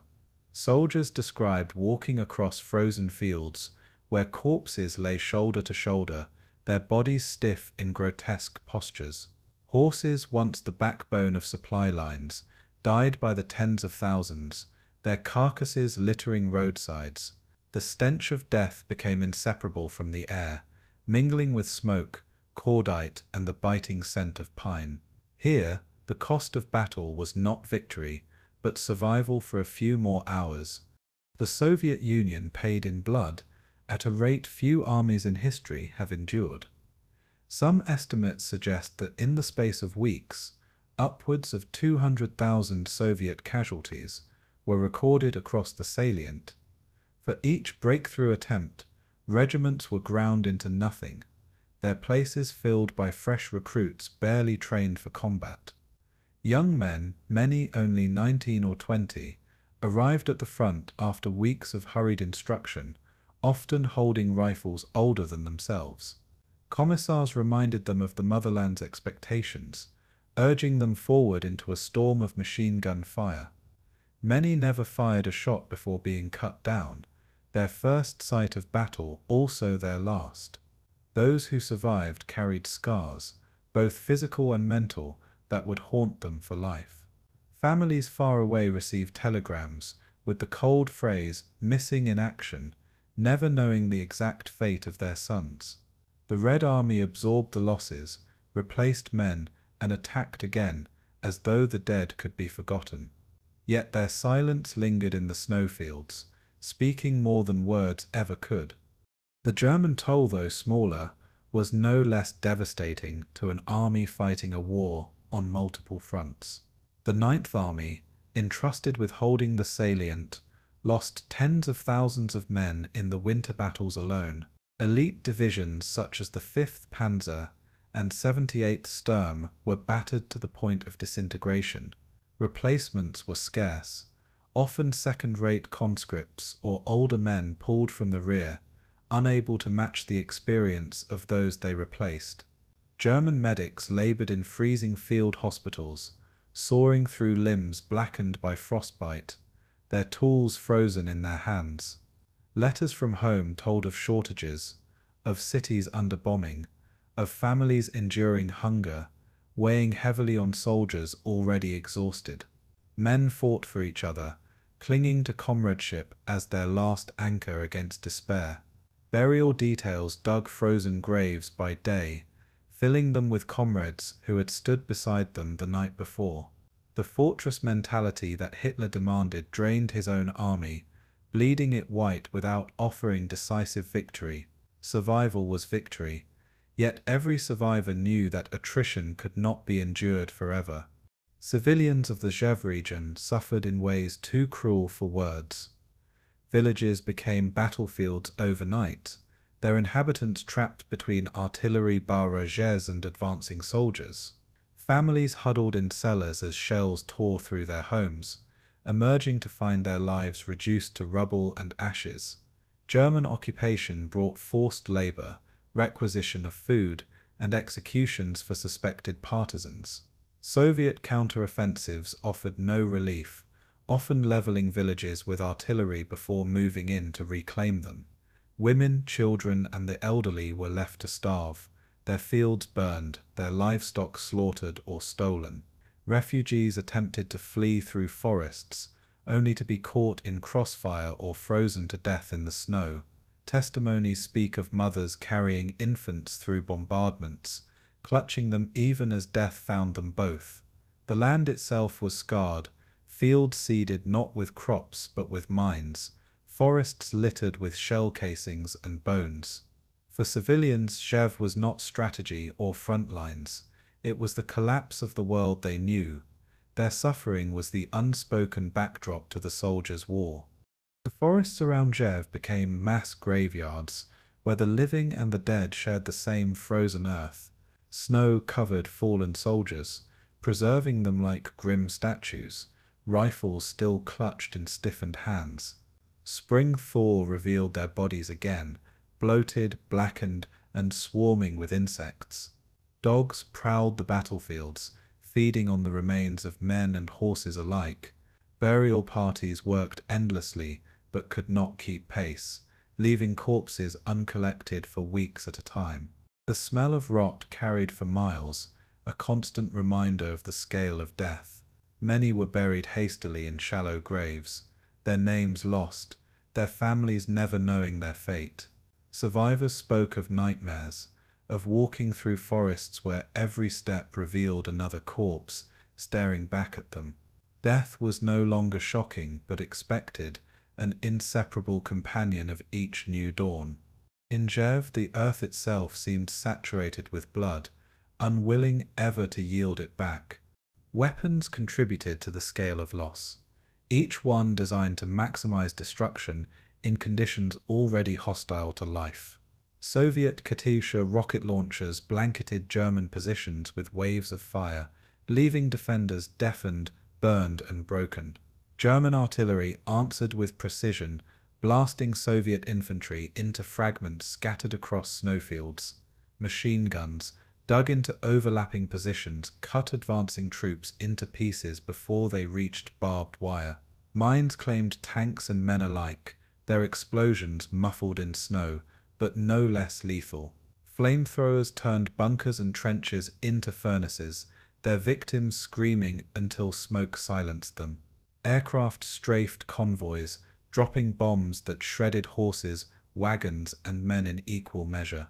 The roar of engines and the shriek of shells merged into a constant soundtrack of killing. Soldiers spoke of battles as storms of steel, where survival was not bravery but luck. At Rzhev, weapons outnumbered mercy, and technology only refined the scale of slaughter. War here was not about victory, it was about endurance against machines of death. The psychological toll was as immense as the physical losses. Soldiers lived with constant bombardment, the ground shaking beneath them, their nerves stretched to breaking point. Sleep was scarce, interrupted by shell fire, cold, or nightmares of the last assault. Fear became a constant companion, lurking in every sound, every shadow, every whistle of incoming fire. Men grew detached, numb to death, their humanity eroded by endless exposure to horror. Some broke completely, collapsing into silence, unable to fight, their minds retreating even as their bodies endured. Others lashed out in desperation, consumed by rage, cruelty, or fatalistic courage that led them straight into gunfire. Letters home became confessions of despair, soldiers warning families that they might never return. For many, the war ended not in death, but in wounds that would never heal, scars carried for a lifetime. At Rzhev, the battle was not only for land, but for sanity itself. And for countless men, it was a battle they ultimately lost. By the end of these offensives, the cost had reached levels that dwarfed even earlier battles on the Eastern Front. Historians estimate that more than 1 million men were killed, wounded, or missing in the battles around Rzhev between 1941 and 1943. The forests, rivers, and villages became synonymous with annihilation, places where armies went to die. Yet, unlike Stalingrad or Kursk, Rzhev left no decisive turning point, only the endless drain of blood. Its memory was hushed in Soviet history, overshadowed by triumphs more palatable to the narrative of victory. For Germans, it was proof of their endurance, though one purchased at the price of irreplaceable manpower. For civilians, it was a nightmare that erased entire communities from the map. The human cost was the true legacy of the Rzhev Meat Grinder, a scale of suffering so immense it defied comprehension. It was not just a battlefield but a wound carved into the Eastern Front, and it would remain unhealed long after the guns fell silent. Inside the Rzhev sector, life became a relentless struggle against hunger, cold, and ceaseless shellfire. Soldiers huddled in trenches carved into frozen earth, their walls braced with logs that dripped with condensation from breath and melting snow. The smell was a mixture of damp wool, gunpowder, and unwashed bodies, lingering in air that never seemed to move. Food was scarce, often reduced to frozen bread hacked into chunks with bayonets and boiled water flavored with scraps of horse meat. Soldiers fought over cigarettes, trading them like gold, the smoke offering brief comfort in a world of despair. Sleep came in stolen moments, heads resting against rifles, broken by the next salvo of artillery. Wounded men groaned in makeshift shelters, their voices carried through the night like ghostly echoes. Frostbite blackened fingers and toes, men screaming as medics amputated by candlelight in bunkers that smelled of blood. Lice infested every seam of clothing, crawling endlessly, adding torment to already broken bodies. Here daily existence was survival by inches, lived 1 hour at a time. For civilians caught in the Cauldron, survival was even more uncertain. Villages burned in crossfire, leaving families to shelter in root cellars or abandoned barns as the front line rolled back and forth. Mothers boiled tree bark and weeds to feed children, their bodies wasting away before winter was half over. Elderly villagers froze in unheated shelters, wrapped in rags, their breath visible in the darkness as they prayed for an end. German occupation brought forced labor, with civilians digging trenches and carrying supplies under armed guard. Resistance meant execution, often carried out in public as warnings to the rest. Soviet partisans moved through the forests, their presence both a hope and a danger, bringing reprisals down on entire communities. Families fled into the woods, where they dug burrows into the earth like animals, hiding from shells and patrols. Children played among ruins, their laughter mingling with distant gunfire, innocence surviving in fleeting moments. Death was constant, but life clung stubbornly even in the bleakest corners. Civilians bore the scars of Rzhev as deeply as the soldiers themselves. The forests surrounding Rzhev were both shield and death trap. Trees provided cover from aerial reconnaissance, their branches heavy with snow concealing trenches and dugouts below. Soldiers carved shelters into the earth, timber roofs barely holding against the weight of artillery blasts. In these dark spaces, candles burned low, illuminating faces hollowed by hunger and exhaustion. Rats thrived, feeding on scraps of food and corpses alike, their squeaks constant reminders of decay. Men told stories or sang quietly, their voices rising in defiance against the silence of fear. Outside, snow muffled the world, footsteps vanishing as if swallowed by the earth itself. Yet the same woods harbored danger, minds hidden under drifts, waiting to tear men apart in an instant. Patrols stalked the forests at night, bayonets fixed, hearts pounding with the knowledge that death might lurk behind any tree.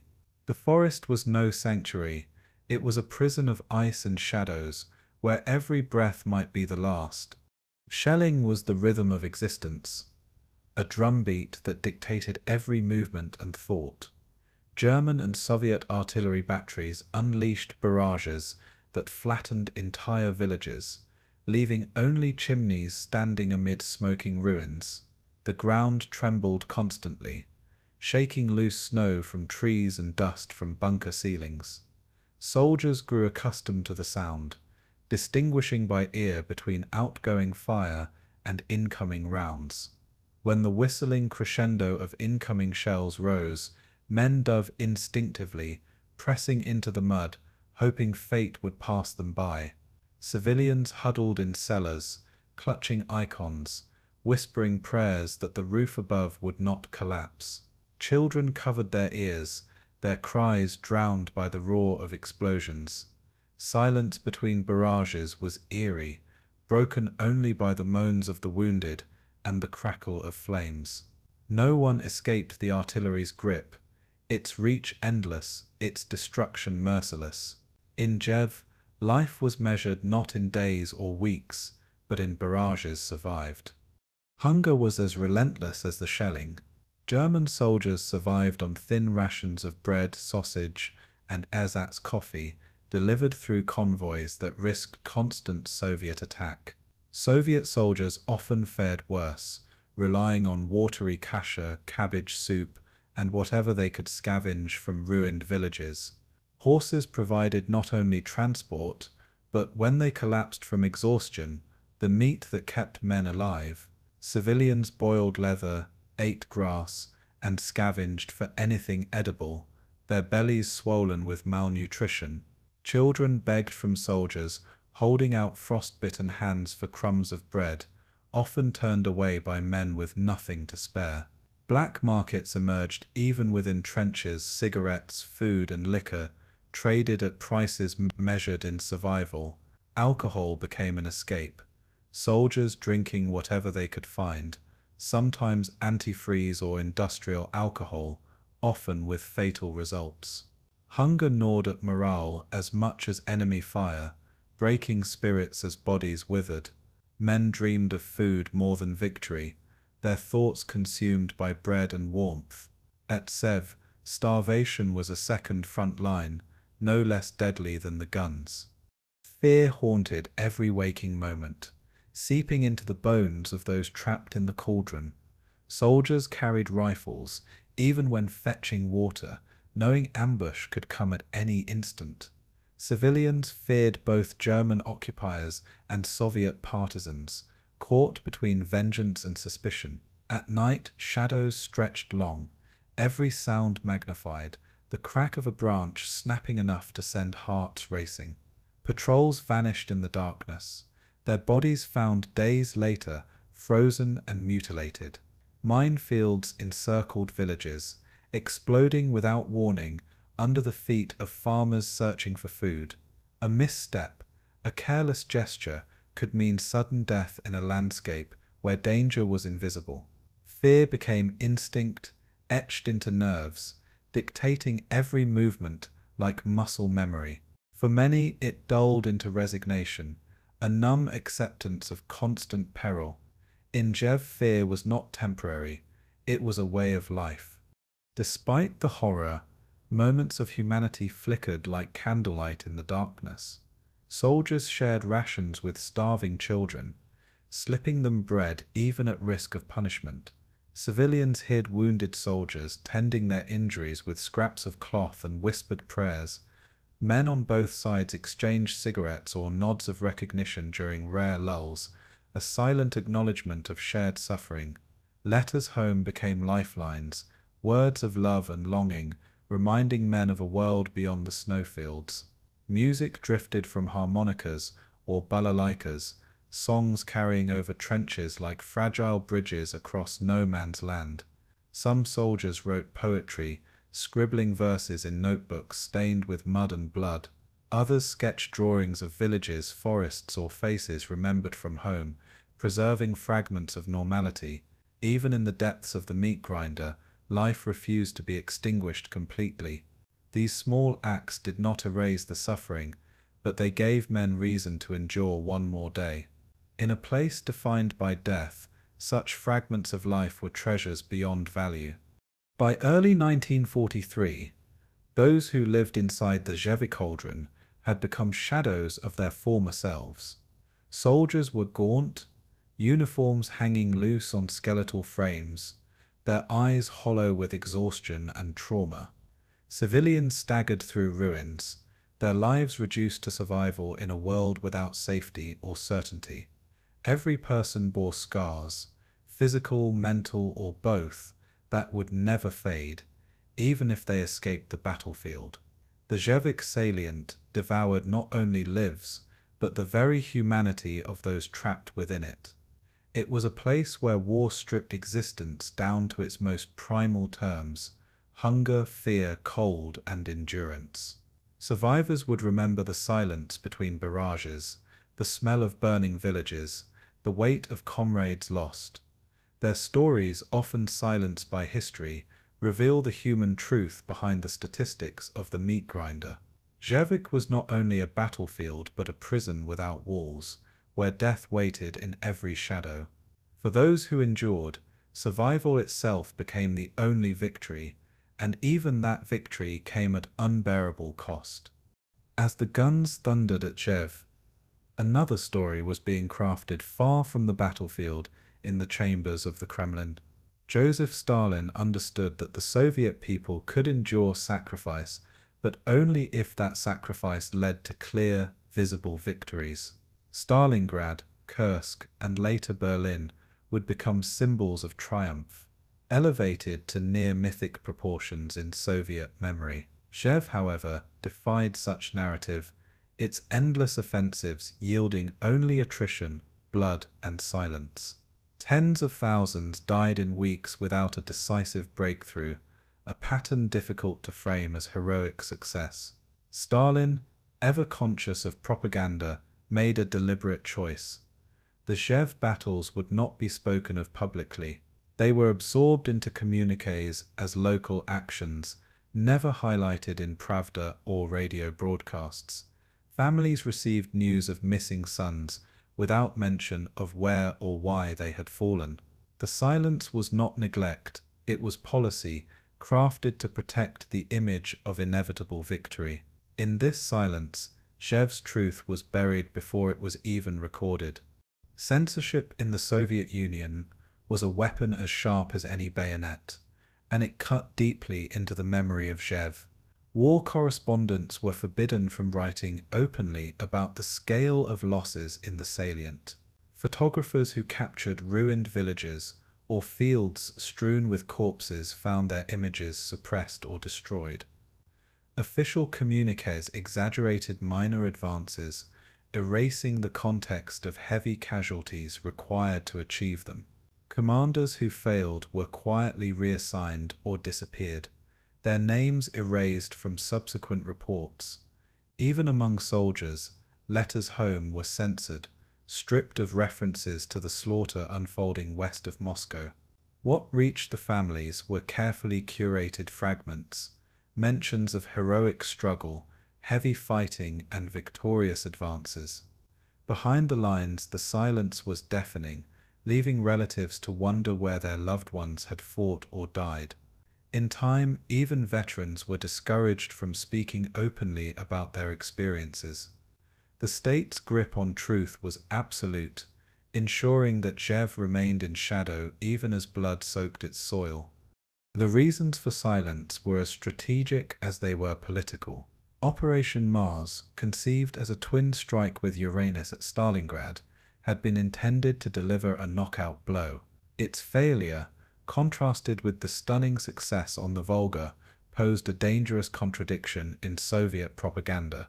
To acknowledge Rzhev meant admitting that Zhukov's offensive had faltered, that tens of thousands had perished without strategic gain. Stalin could not allow such an admission, not when morale was fragile and unity essential for survival. The narrative demanded clarity. The Red Army was advancing, victories were inevitable, and sacrifices were always purposeful. Rzhev undermined this, presenting instead a picture of endless slaughter and stalemate. Better, then, to erase it, to let Stalingrad stand alone as the symbol of Soviet resilience in 1942. Silence became a shield, protecting the image of unbroken momentum. And in wielding that shield, Stalin consigned an entire battlefield to oblivion. For the soldiers who survived Rzhev, the silence was almost as cruel as the battles themselves.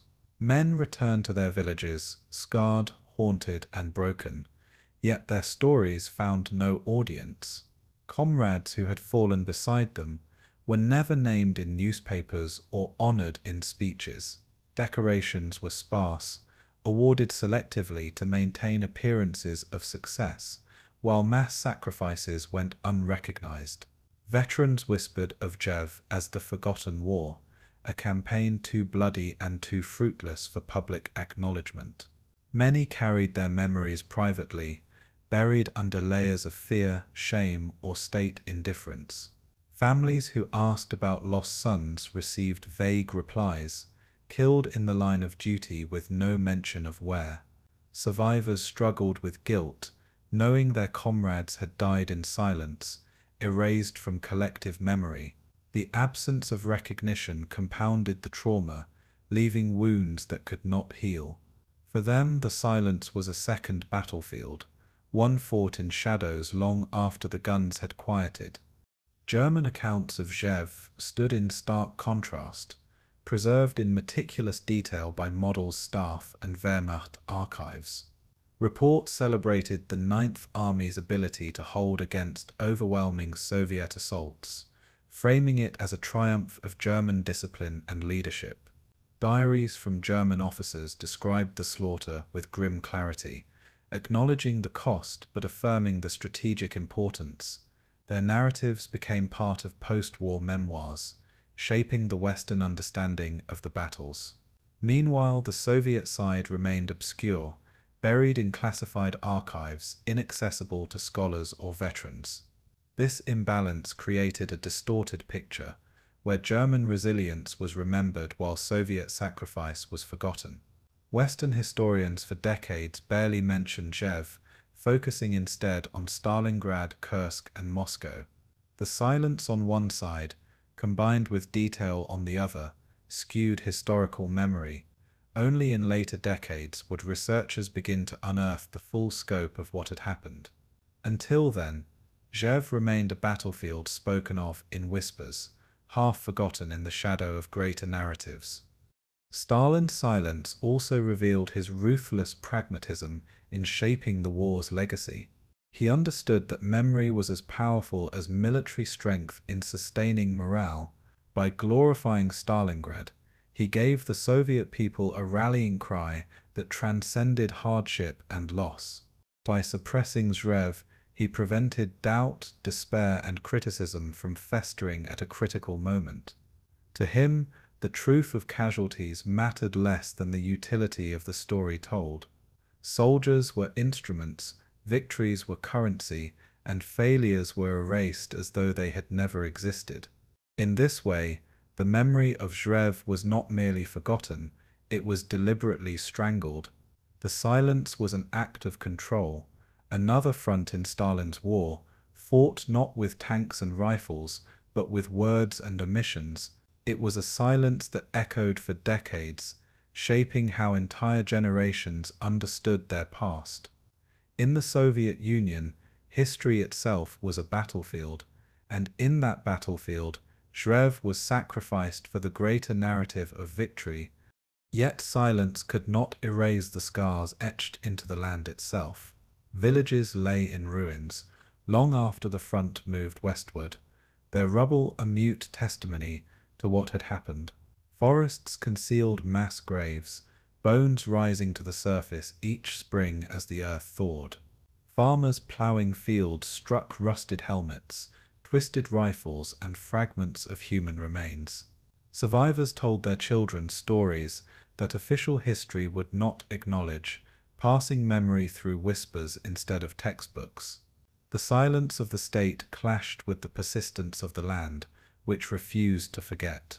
For those who lived there, every ruined house, every scorched field was a reminder of the meat grinder. The ghosts of Rzhev walked quietly, but could never be banished. In this way, the truth endured, not in speeches or archives, but in the soil, the forests, and the memories of those who remained. Silence was powerful, but the land itself was louder than propaganda. In the end, Stalin's silence achieved its purpose in the short term, but left a wound in the long memory of history. Stalingrad and Kursk became immortalized, their triumphs engraved in monuments and textbooks. Rzhev, by contrast, vanished from the narrative, its casualties uncounted, its sacrifices unacknowledged. Veterans carried their memories to the grave, many never speaking of what they endured. Only decades later, after archives opened and scholars revisited the battle, did the scale of the slaughter emerge. By then, most who had lived it were gone, their voices silenced by time as well as censorship. Rzhev's silence became part of its tragedy, a second erasure layered atop the first. Yet, in uncovering the truth, modern history restores their place, acknowledging the price paid in the forests west of Moscow. Silence may have hidden Rzhev for a time, but it could not erase it forever.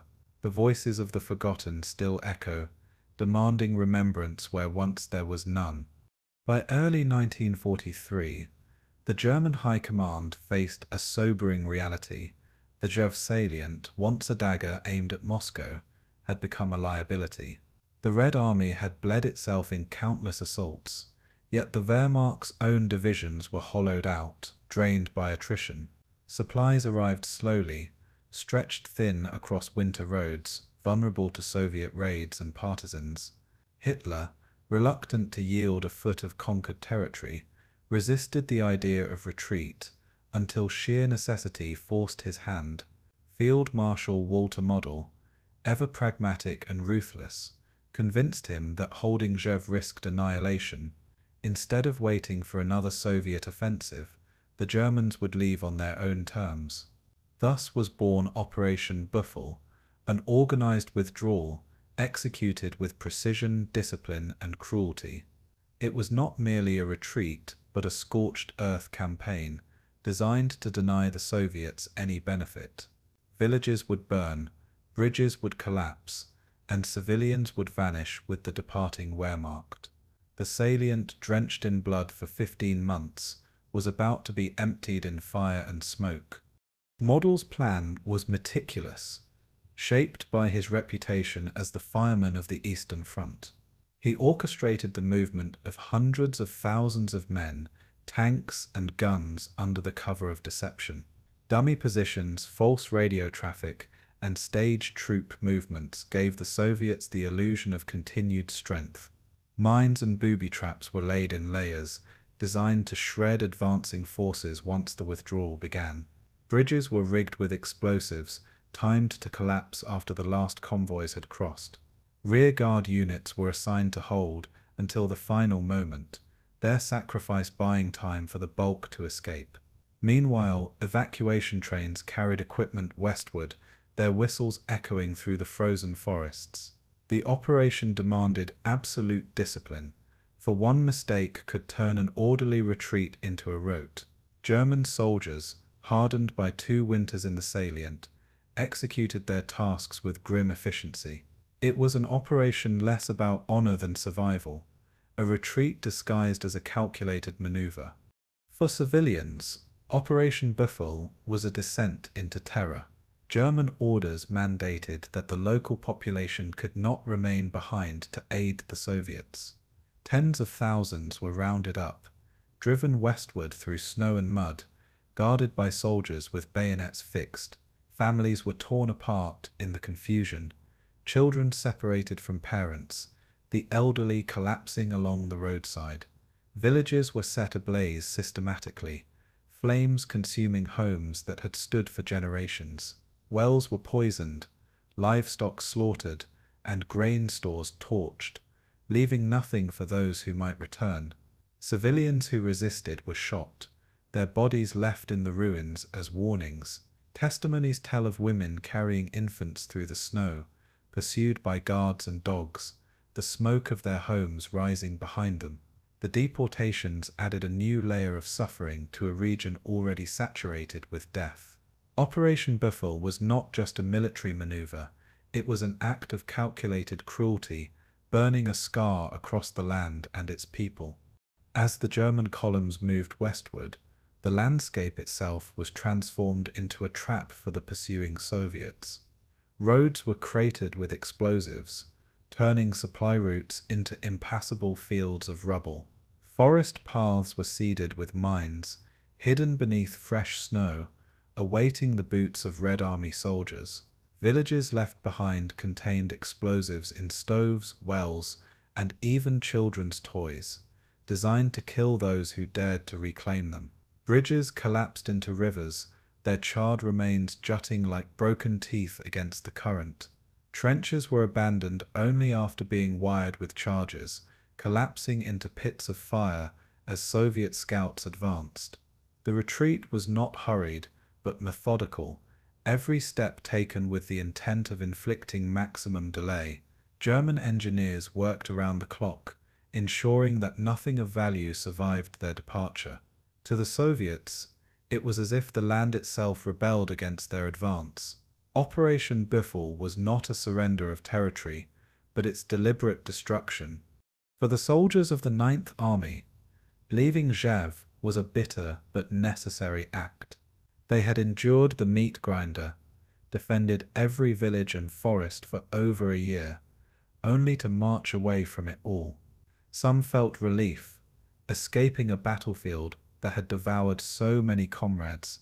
Others felt betrayal, knowing their sacrifices had brought nothing but ruins, soon abandoned.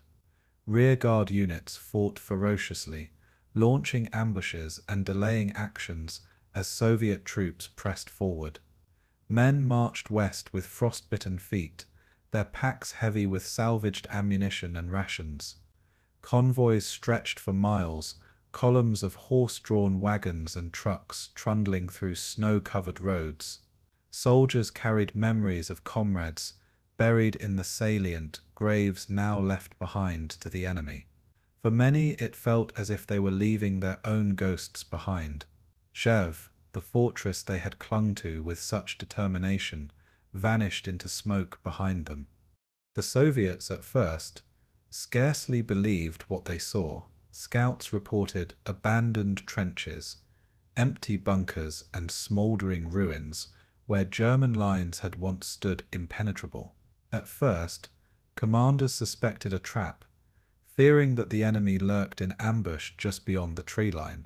As the scale of the retreat became clear, exhilaration mingled with shock, for the Red Army had not forced the Germans out. It had been denied the decisive victory it craved.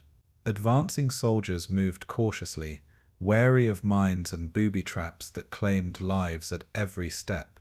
Engineers worked furiously to clear paths through forests and across rivers, often under fire from German rear guards. Villages reclaimed from the Germans revealed nothing but ash, skeletons of houses smouldering in the wind. Civilians who had survived in hiding emerged, dazed, starving, and terrified, their world reduced to ruins. For Soviet troops, liberation tasted bitter, for the land they regained was nothing but a graveyard. The victory was hollow, purchased not by triumph, but by German decision. Strategically, Operation Büffel was one of the Wehrmacht's most skillful withdrawals of the war. In just 3 weeks, the Ninth Army evacuated the Salient without collapsing into chaos. They preserved the bulk of their divisions, salvaged equipment, and shortened their defensive line by hundreds of kilometers.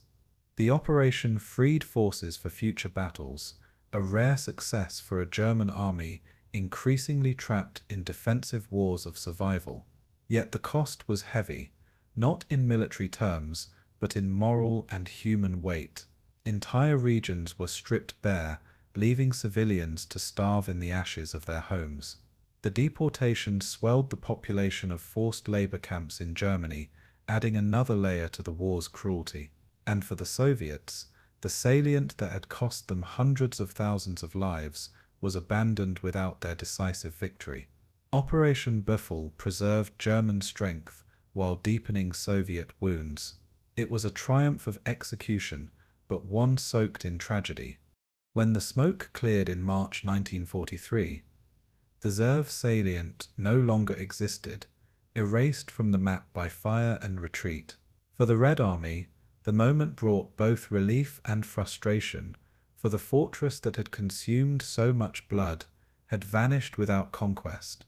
For German soldiers, it was survival purchased through destruction, an escape from annihilation disguised as discipline. Civilians paid the highest price, their villages erased, their families scattered, their futures stolen by deportation and fire. The land itself bore scars so deep they would never fully heal, forests filled with graves, rivers choked with debris. Operation Büffel was not just a military maneuver, but the final act in a long tragedy, closing the chapter of the meat grinder. Yet its legacy was ambiguous, remembered as both a tactical masterpiece and a humanitarian catastrophe. In the silence that followed, the forests around Rzhev seemed emptier than ever before. The Cauldron had cooled, but it left behind nothing but ruins and ghosts.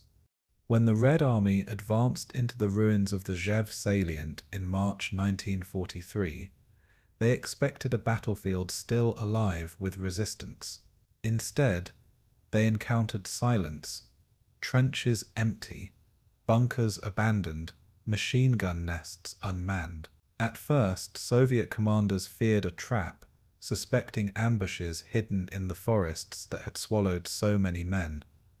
Patrols advanced cautiously, rifles raised, bayonets fixed, their breath white in the still, frozen air. But as hours passed, the truth became undeniable. The Germans had gone, leaving only desolation in their wake. The relief of no longer being under fire clashed with a gnawing unease, for the land they entered bore the scars of calculated destruction. Villages lay in ashes, chimneys rising like black monuments above smouldering ruins. Wells were poisoned, livestock slaughtered, granaries torched. Nothing was spared from the German retreat. For the Soviets, this was liberation without joy, conquest without triumph, entry into a wasteland. Every step forward revealed the ruthless efficiency of Operation Büffel's scorched earth tactics. Roads were cratered with charges, making the movement of tanks and artillery almost impossible without laborious repairs.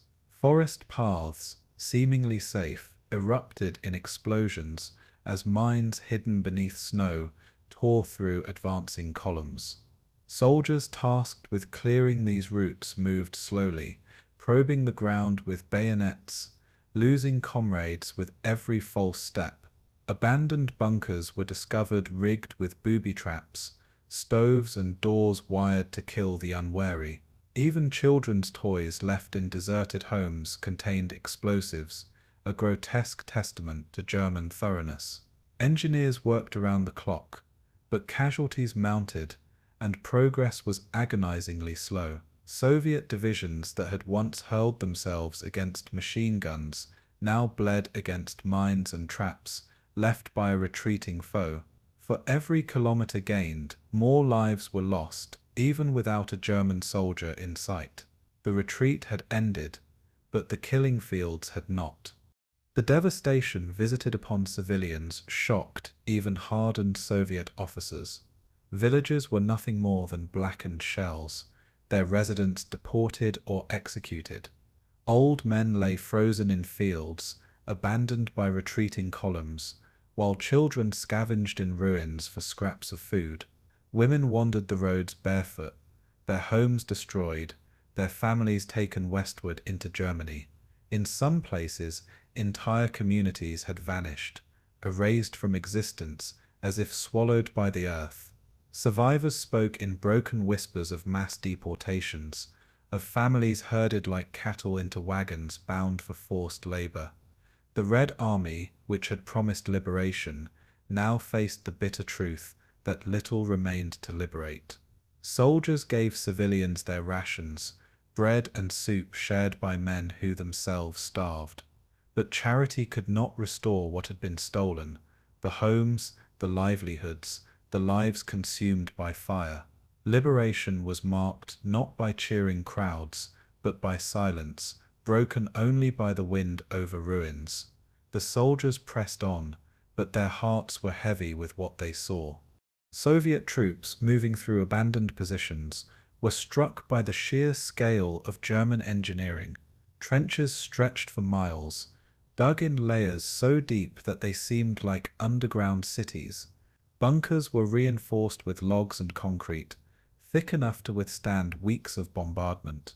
Machine gun nests were perfectly placed to cover fields of fire that had cost so many lives. Now these defenses stood empty, their power stripped away, not by conquest, but by abandonment. Soldiers who had once stormed them at the cost of thousands now walked through in disbelief. They found dugouts littered with discarded equipment, half-burned documents, and hastily abandoned meals. Ammunition crates were smashed or removed, denying the Soviets any useful spoils. What remained was not victory, but a grim museum of attrition, built by the Germans, bought with Soviet blood. The salient was gone, but its ghost lingered in every trench, every bunker, every field turned graveyard. The advance was slow and haunted, for danger lurked in every shadow. Minefields claimed soldiers daily, their explosions muffled by snow but deadly all the same. Booby-trap doors killed scouts, entering deserted houses, their bodies carried out under silent, watchful skies. Supply columns bogged down in cratered roads, their horses collapsing from exhaustion, men pushing wagons through frozen mud. Engineers cleared paths inch by inch, the sound of detonations marking progress across the barren land. Soldiers grew wary of every object, every step, their nerves stretched thin by unseen threats. The psychological weight was immense, for the enemy had vanished, yet death remained everywhere. Some compared it to fighting ghosts, the Germans present not in flesh but in the traps they left behind. Progress was measured not in kilometers gained, but in mines diffused and roads reopened. The Soviets advanced, but it was into a landscape designed to kill without combat. The salient still devoured lives even after it was empty. Strategically, the Soviet leadership faced bitter frustration. For months they had poured men and machines into the Rzhev Grinder, only to see the Germans withdraw on their own terms. Stalin had demanded a decisive blow, a crushing defeat of the Wehrmacht, and instead received only scorched ruins. Zhukov, who had invested so much prestige in Rzhev, saw his efforts eclipsed by German discipline and Model's ruthless efficiency. Soviet commanders reported the land regained, but there was no great encirclement, no surrendering army, no trophies of victory. The German Ninth Army had escaped largely intact, ready to fight again on other fronts. The Soviets held territory, but it was territory stripped of life and value. It was a hollow prize, purchased with hundreds of thousands of dead. Victory was measured not in triumph, but in endurance, survival through sacrifice. The salient was gone, but so too was the hope of decisive victory at Rzhev.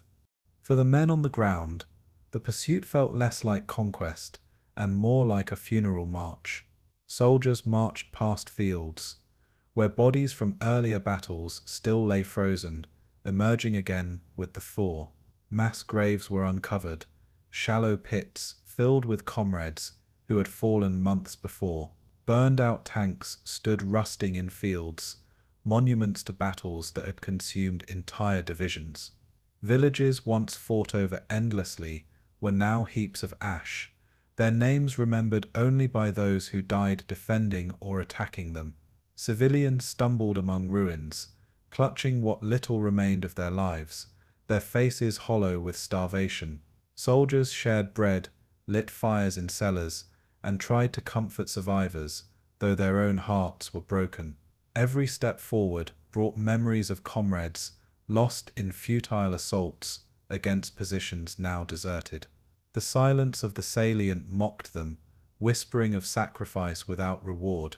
For these men, the pursuit was not victory, but a bitter reckoning with the cost of war. In the end, the Soviet pursuit of the empty salient revealed the paradox of Rzhev. The Red Army gained ground, but it was ground stripped bare, its people deported, its villages destroyed, its forests seeded with death. The Germans preserved their army, trading territory for survival while leaving behind nothing but ashes. Stalin could not trumpet the victory, for it bore no resemblance to triumph, only endurance against unimaginable cost. Soldiers returned to their trenches, weary, knowing the war was far from over and that more battles awaited. Civilians began the slow work of survival amid ruins, their lives shattered beyond repair. The land itself stood as testimony, scarred by fire and blood, a landscape of loss rather than conquest. Rzhev's salient had vanished, but its legacy remained etched into the soil and the souls of those who endured it. For the Soviets, the pursuit was a hollow march into emptiness, and for history, it was proof that even victory can taste like ashes. The forests around Rzhev became more than battlegrounds. They became cemeteries without boundaries. Snow and mud concealed the fallen, their bodies swallowed by the land, only to resurface with the spring thaw. Soldiers advancing months later stumbled upon skeletons still in uniform, rifles clutched in skeletal hands. Helmets, boots, and rusted weapons marked places where men had died without witness, their remains uncollected. Mass graves dotted the countryside, hurriedly dug by comrades under fire, often shallow, often incomplete. Rain washed away soil, exposing bones, scattering skulls across fields that once bore crops. Families who searched for loved ones found only silence, the earth refusing to yield answers. For every grave with a name, dozens more remained anonymous, soldiers forgotten by history. The land became a tomb, vast and silent, holding secrets too numerous to count.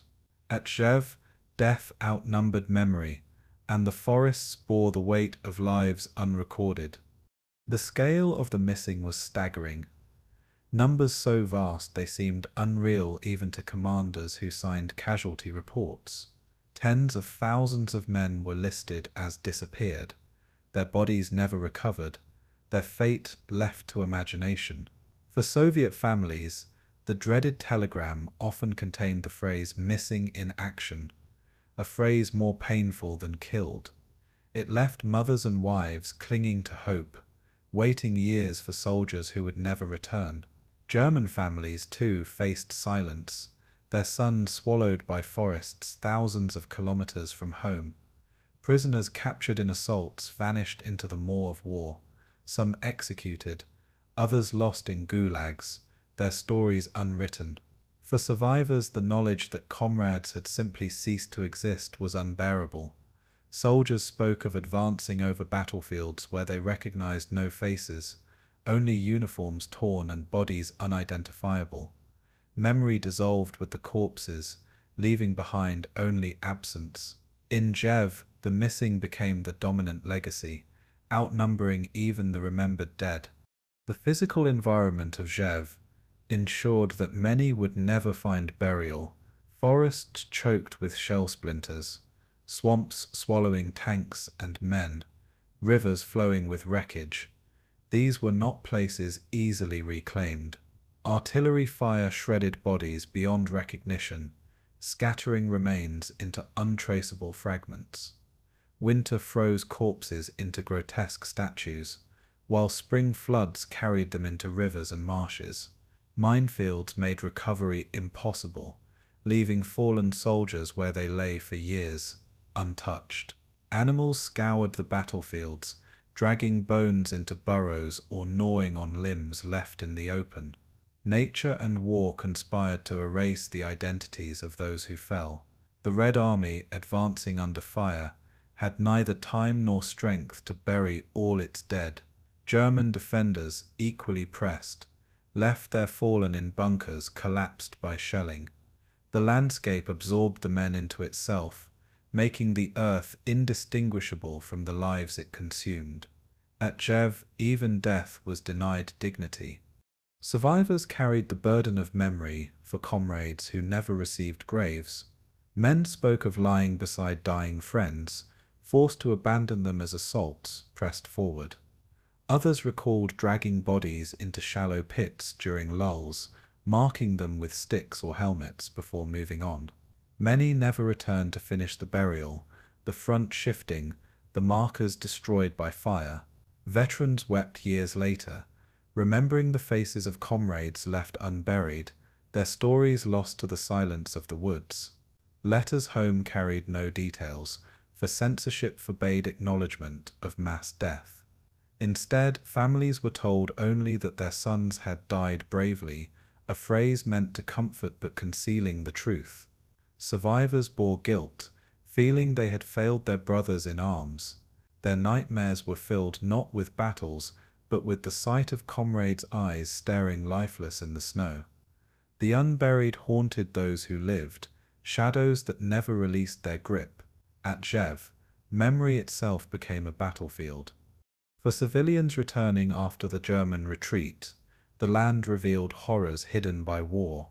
Farmers ploughing fields struck bones, helmets, and shattered rifles beneath their blades. Children stumbled upon skulls in forests, treating them with a mixture of fear and numb familiarity.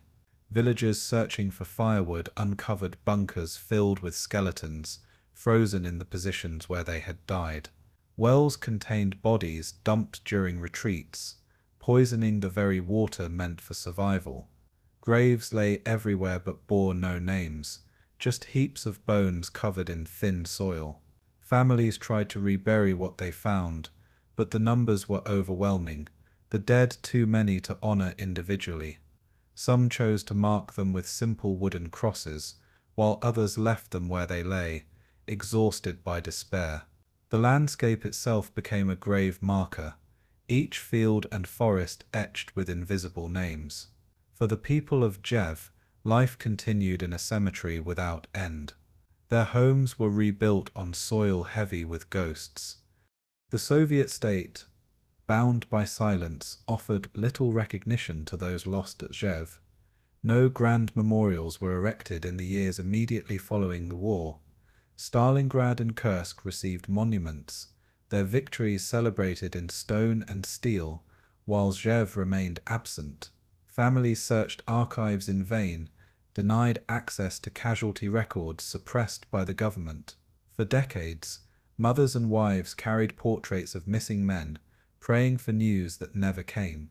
Veterans gathered quietly, sharing stories among themselves, keeping alive the memory the state ignored. In villages, local memorials appeared, built by survivors rather than officials, marked by simple stones with inscriptions of loss. The absence of recognition deepened the tragedy, leaving wounds unacknowledged by the nation. Rzhev became a silence within memory, a battlefield erased from the story told to future generations. For the fallen it meant their sacrifice remained uncounted, their graves unmarked by history's gaze. The silence was as heavy as the soil above them. The forests of Rzhev still yield their dead decades later, bones rising from the earth, with each thaw. Amateur search groups and historians uncover helmets, dog tags, and fragments of lives frozen in time. Soviet and German remains alike lie scattered, indistinguishable, sharing the same fate in a land that devoured them both. Families sometimes receive long-delayed closure, their ancestors identified through rusted artifacts and personal effects. Yet for most, the names remain unknown, the identities forever lost to the chaos of war. The ground continues to release relics, letters, medals, watches, fragile echoes of the men who once carried them. Each discovery is a reminder that the battlefield never truly ended, that its legacy continues to unfold.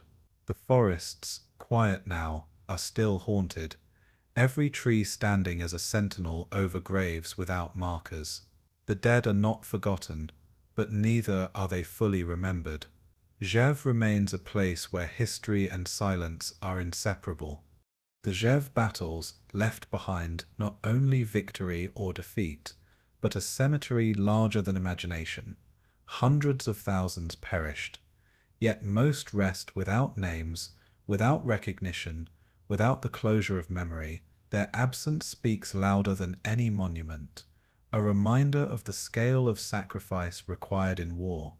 The forests, fields, and rivers became guardians of their silence, holding stories too vast to recount. Families grieved for generations, their mourning carried in whispered traditions and unanswered prayers. Soldiers who survived carried ghosts with them, haunted by comrades left unburied in the snow. The tragedy of Rzhev is not only the blood spilled, but the silence that followed, erasing the individual in the mass. Graves without names became the symbol of the meat grinder's cruelty, where men died not for glory, but into anonymity. Their legacy is etched into the soil, into memory, into the shadows of history itself. At Rzhev, death was total, not only of men, but of their remembrance. When historians recall the Eastern Front, the name Stalingrad dominates the narrative, its drama etched into the memory of the 20th century. The images are familiar: ruined factories, house-to-house fighting, Polis's surrender, and Stalin's triumphant speeches. Yet in terms of sheer blood spilled, Rzhev's battlefields rivaled, and in some ways surpassed, the scale of Stalingrad's carnage.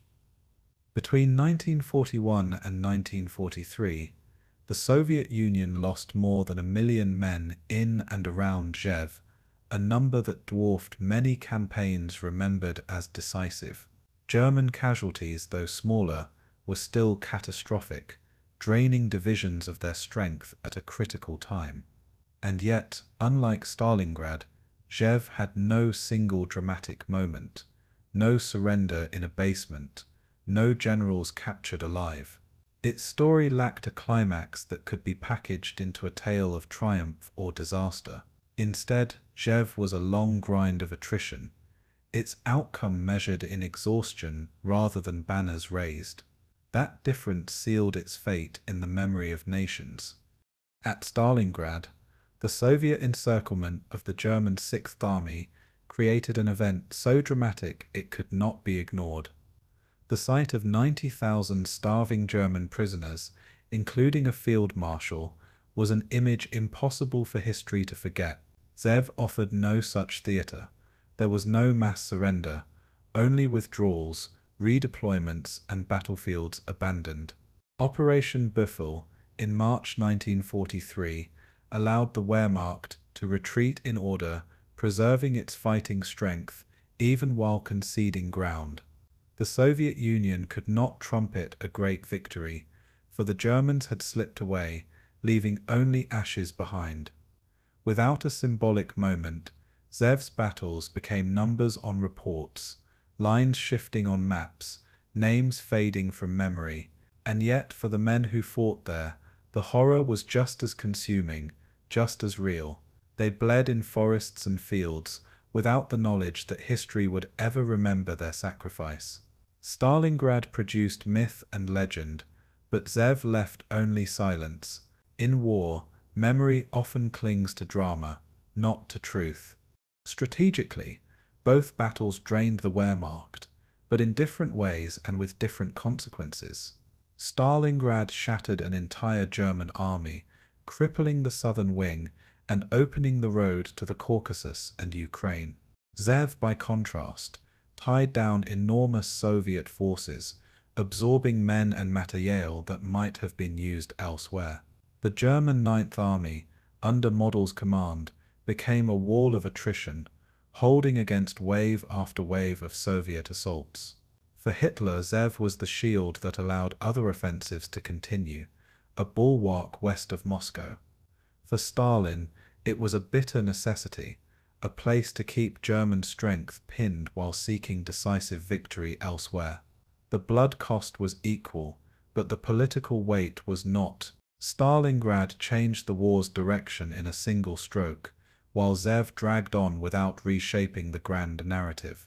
And so, when the time came to write history, the spotlight passed over Rzhev, leaving it in the shadows.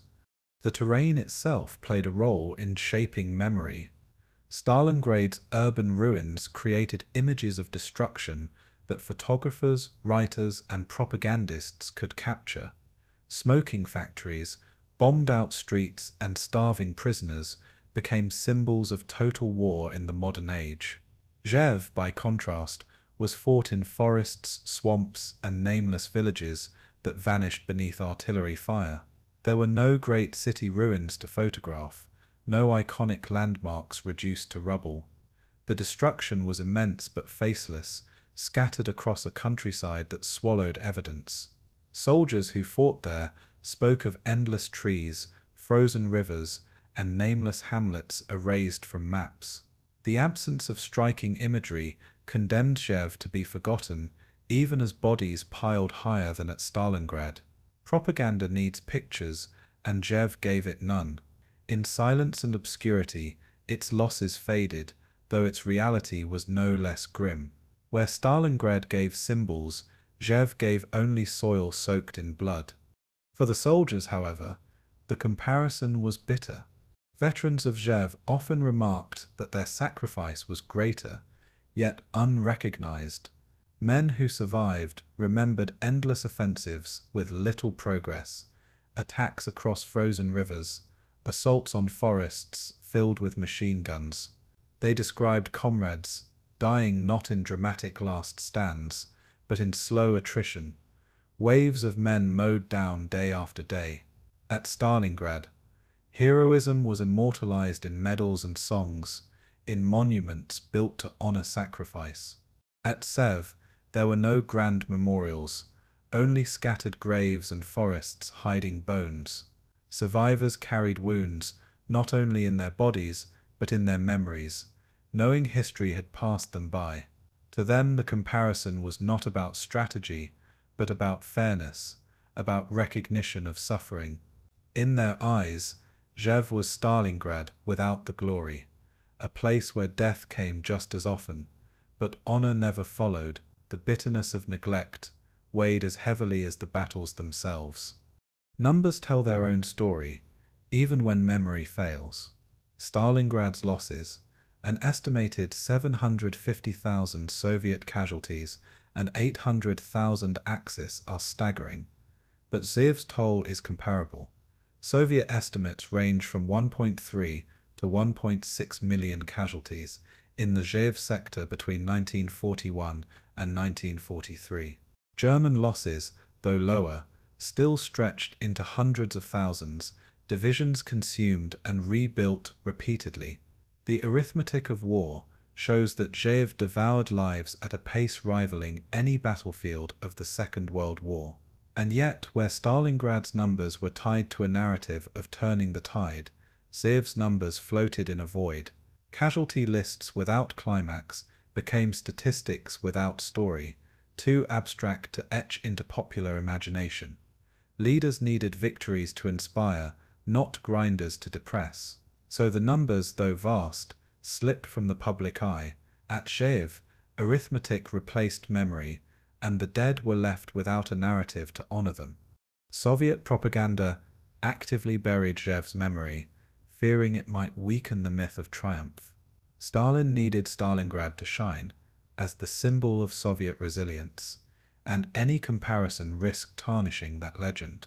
Rzhev, with its endless offensives and horrific losses, told a story of futility rather than victory. For decades, official histories downplayed it, mentioning it only in passing, never exploring its full scale. Veterans were discouraged from speaking openly, their stories confined to whispers and private gatherings. German narratives, focused on survival and withdrawal, also offered little reason to highlight Rzhev. Both sides, for different reasons, allowed silence to engulf the battlefield. As years passed, silence hardened into forgetfulness, and Rzhev slipped into obscurity. Stalingrad stood as the victory remembered, while Rzhev became the sacrifice forgotten. In war, memory is as political as it is historical.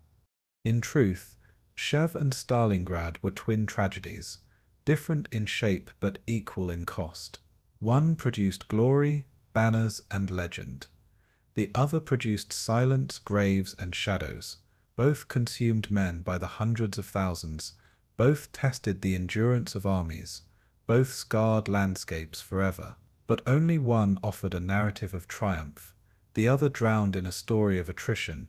For the historian, comparison is essential, for without it the scale of Rzhev is lost. For the soldier, comparison is painful, for it reveals how memory chooses its heroes and discards the rest.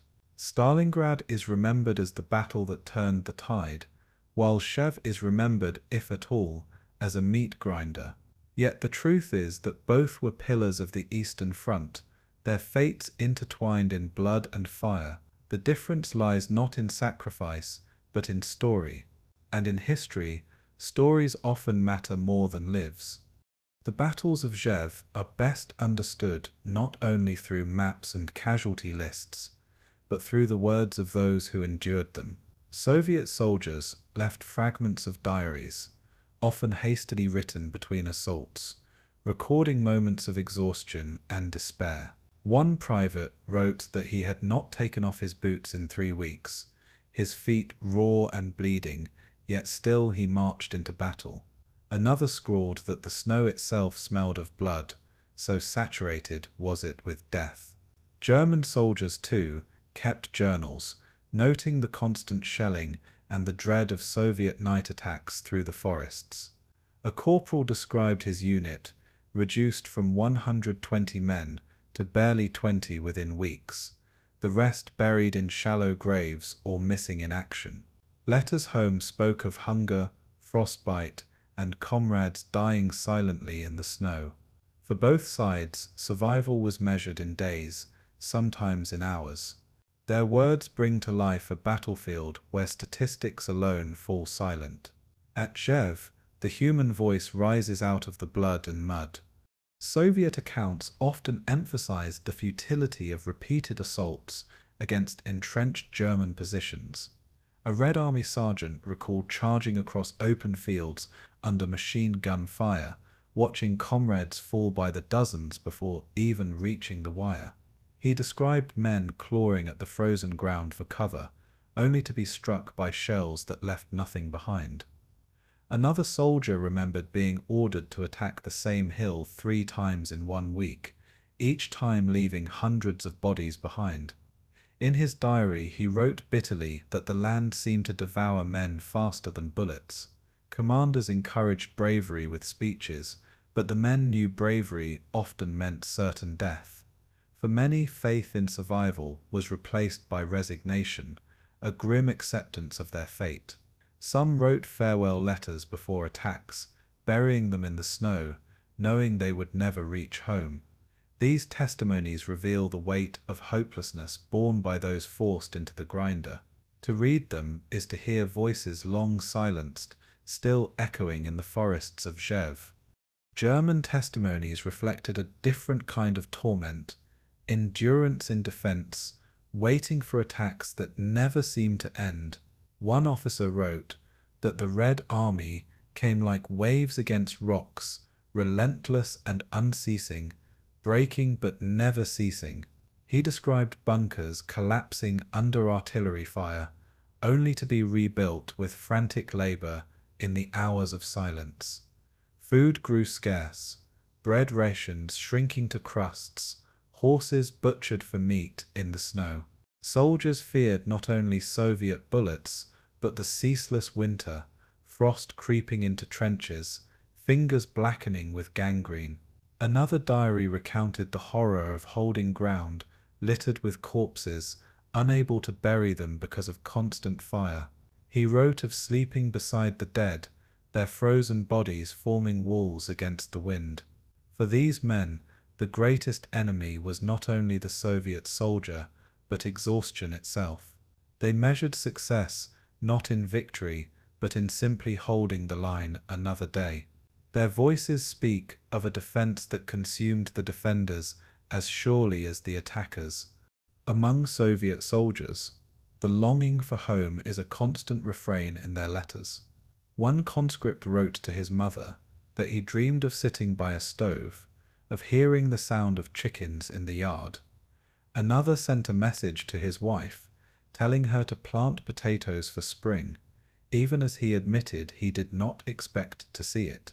Soldiers clung to fragments of normal life, describing childhood memories, familiar songs and smells of food long forgotten. Some asked only for forgiveness, apologizing for leaving families in poverty, their absence now a permanent wound.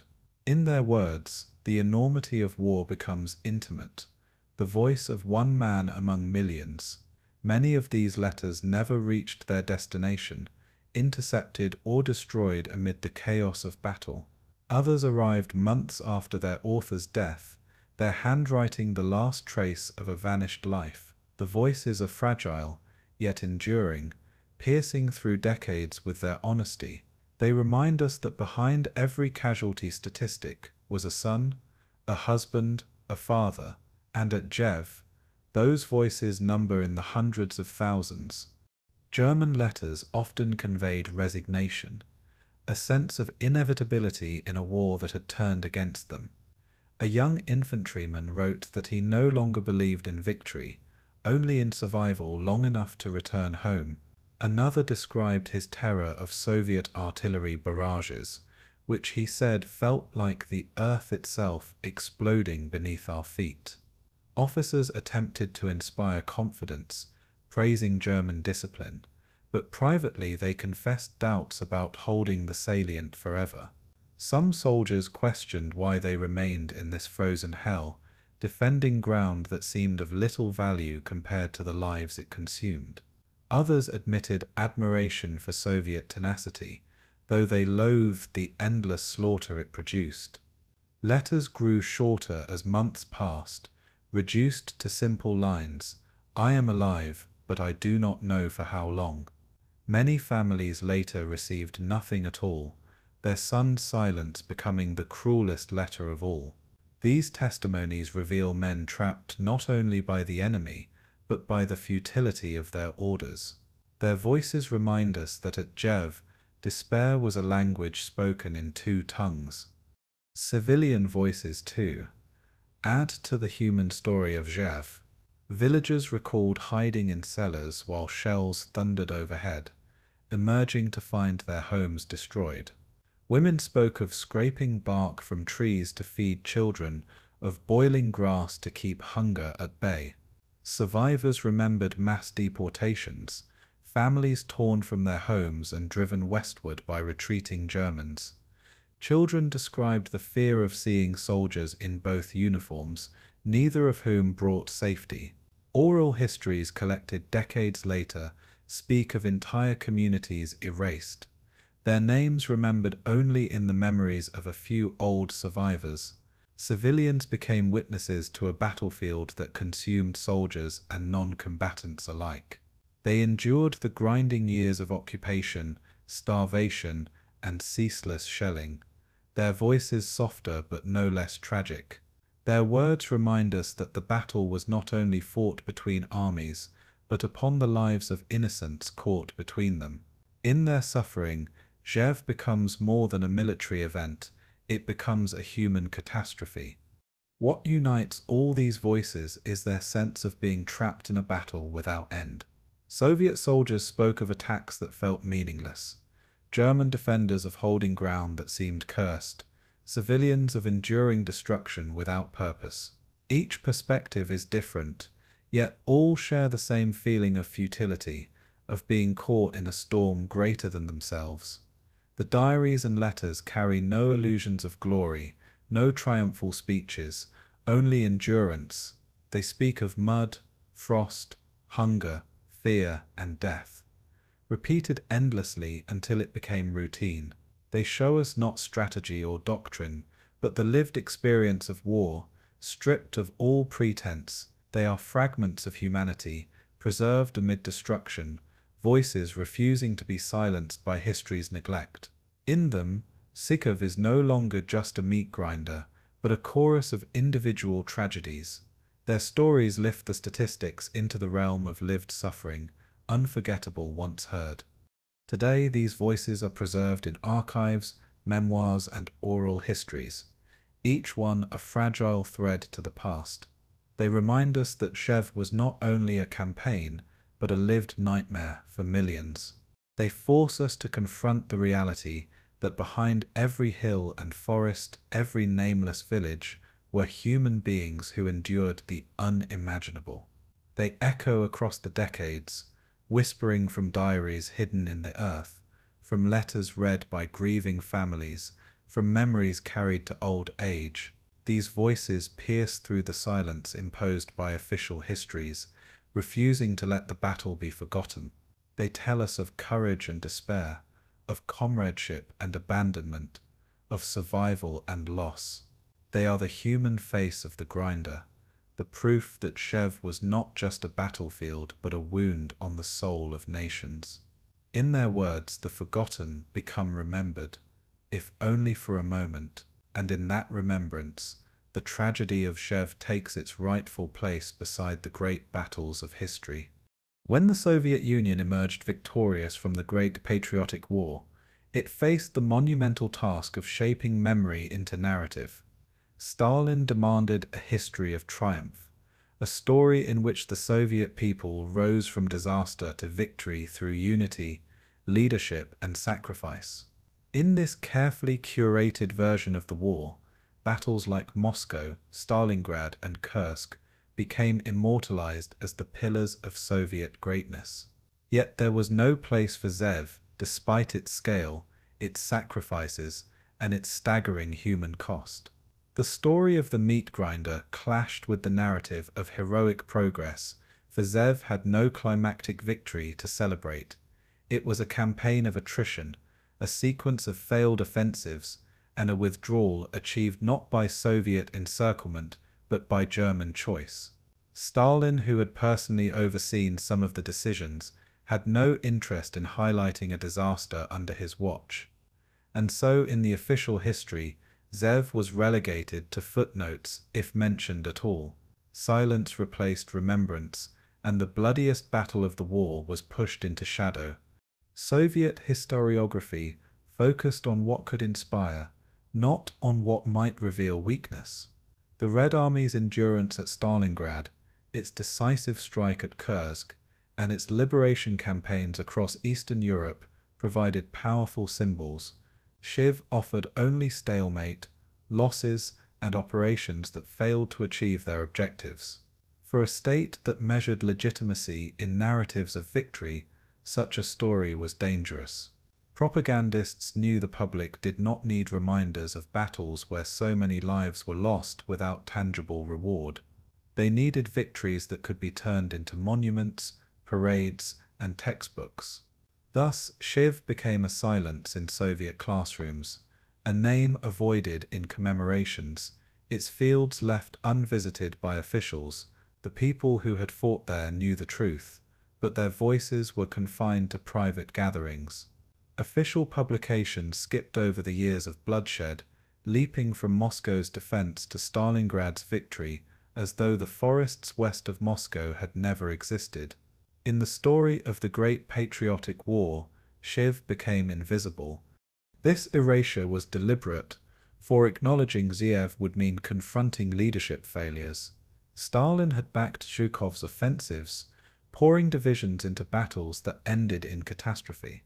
Operation Mars in November 1942, launched simultaneously with the encirclement at Stalingrad, ended in disaster, costing the Red Army hundreds of thousands of lives.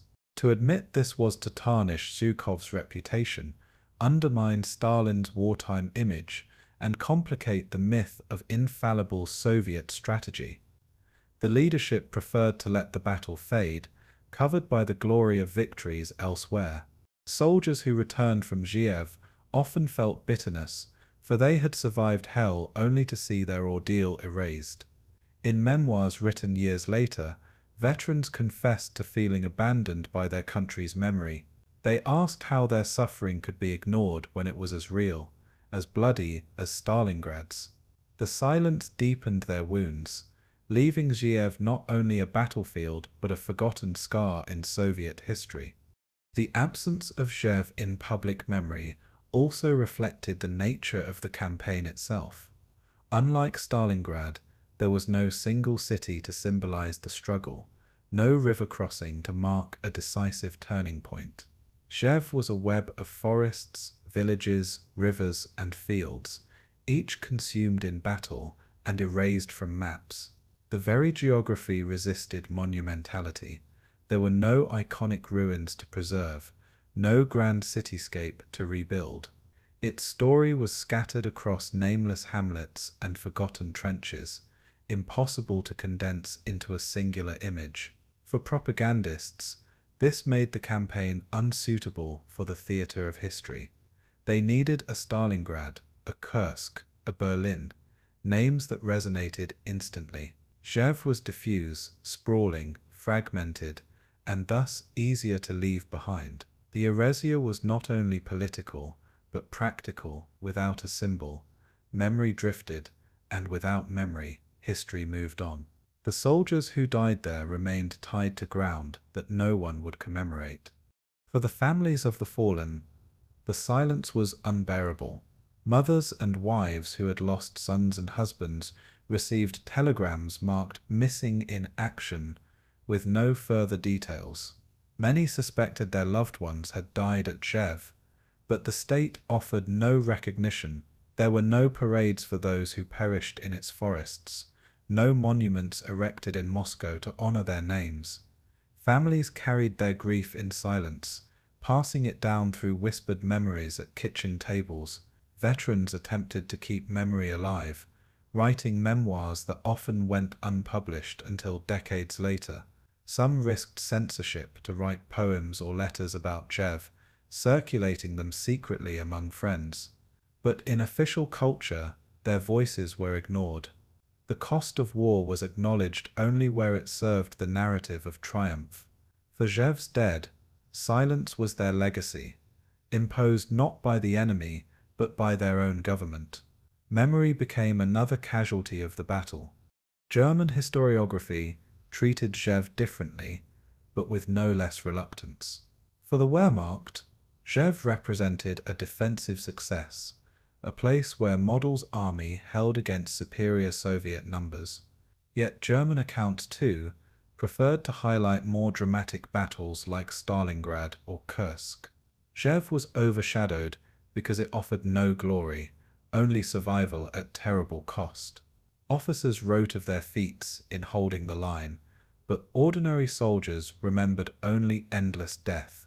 Post-war German memoirs, especially from generals, often glossed over the attrition, preferring to emphasize strategy rather than suffering. The meat grinder was acknowledged, but rarely explored with the same depth as other campaigns. In this way, both German and Soviet narratives conspired to leave Rzhev in the shadows.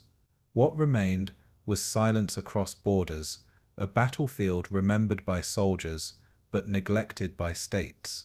Its history became a ghost, unclaimed by victors or defeated alike. It was not until the collapse of the Soviet Union that Rzhev began to re-emerge in historical memory. With archives opening and censorship loosening, scholars uncovered the scale of losses hidden for decades. Veterans at last spoke openly, their testimonies recorded and preserved. Excavations revealed mass graves, offering physical proof of the bloodbath long concealed. Memorials began to appear, erected not by the state but by local communities and volunteer organizations. Historians re-evaluated the Eastern Front, recognizing Rzhev as one of its defining battles. The silence was broken, though the wound remained deep. For decades, memory had been denied, and even today, Rzhev is less known outside Russia than other battles. Yet its rediscovery offers a chance to restore dignity to those who perished. Slowly, the forgotten are being remembered, their voices joining the broader story of the war. The forgotten Battle of Rzhev stands as a testament to the politics of memory in war. It shows how nations choose which sacrifices to honor and which to bury in silence. It reveals the tension between truth and myth, between the reality of suffering and the need for inspiring narrative. For the Soviet Union, Rzhev was too costly, too bitter, too ambiguous to celebrate. For Germany, it was too exhausting, too bloody, too futile to highlight. And so, for decades, the battle lived only in the hearts of those who had endured it. To restore its place in history is to confront the full scale of the Eastern Front's brutality. It is to recognize that some of the greatest sacrifices left no monuments, no victories, no celebrations. It is to honor the voices that were silenced, the lives that were consumed, the truths that were hidden. Rzhev was forgotten, but it should never again be erased. When the Soviet Union collapsed in 1991, the iron grip on historical memory loosened, and the silence around Rzhev began to fracture. Scholars, veterans, and ordinary citizens sought to uncover what had long been buried under censorship and propaganda. For decades, the truth of the meat grinder had lived only in whispers, in the fading voices of survivors who feared to speak openly. Now archives began to open, revealing casualty figures and operational records that confirmed what veterans had always known. The scale of losses was staggering, confirming Rzhev as one of the deadliest campaigns of the war. Documents long suppressed revealed failed offensives, high-level disagreements, and Stalin's reluctance to admit disaster. Historians pieced together the fragmented accounts, building a picture of relentless attrition and hidden tragedy. The forgotten battlefield, once erased from official history, began to emerge in stark detail. But it was not only paper records that spoke, it was the land itself. The earth of Rzhev still held its dead, waiting to be found. In the 1990s, Search groups of volunteers began combing the forests and fields, unearthing the remains of soldiers lost for half a century. With metal detectors and shovels, they followed faint traces, helmet rims, rusted rifles, or the outlines of collapsed trenches. Often, a single discovery led to mass graves, hundreds of bodies layered together, hastily buried in the chaos of battle. The work was grim, but also sacred, for it gave names and dignity back to the fallen. Dog tags, notebooks, letters, and personal items became the keys to identifying the anonymous dead. Families who had waited for generations sometimes received closure, their sons or fathers finally brought home. For many others, the bodies remained nameless, buried again under memorials to the unknown soldier. Each excavation revealed not only human remains, but also the violence of their last moments, shattered bones, shell fragments, and the scars of bayonet wounds. The forests of Rzhev, silent for decades, began to speak once more. Excavations also uncovered the sheer scale of destruction wrought by 2 years of grinding battle. Rusted tanks lay half-sunken in swamps, their crews entombed inside, still at their posts. Fields revealed endless lines of mines, some still deadly, their rusted casings waiting to kill, even after half a century. Bunkers collapsed over skeletons, showed how entire squads had died when timber and earth fell in on them. German trenches, meticulously engineered, were found littered with relics, spent cartridges, gas masks, and personal effects left behind. Soviet positions revealed the desperate improvisation of men forced to fight with inadequate cover. Each discovery was a frozen moment of war, preserved in the soil and released only decades later. For historians, these finds provided concrete proof of the attritional nightmare hidden behind censored records. For families, they were reminders of sacrifice that official memory had long neglected. And for the land, they were the unhealed scars of war's fury. Modern scholarship began to reframe Rzhev, not as a forgotten sideshow, but as a central element of the Eastern Front. Researchers calculated that the battles around Rzhev consumed more Soviet lives than many better-known campaigns combined. They revealed how Stalin's obsession with simultaneous offensives, Mars at Rzhev and Uranus at Stalingrad, nearly overstretched the Red Army. Operation Mars, long dismissed as minor, emerged as a catastrophic failure, costing nearly 500,000 men. German records confirmed that the Ninth Army held the salient at immense cost, suffering losses nearly as crippling as those inflicted at Stalingrad. The narrative shifted from silence to recognition. Rzhev had not been irrelevant, but decisive in bleeding both sides. Its hidden toll reshaped the understanding of Soviet endurance, showing how Moscow's survival depended not only on great victories, but also on battles too costly to celebrate. The rediscovery of Rzhev forced historians to rewrite the balance sheet of the Eastern Front.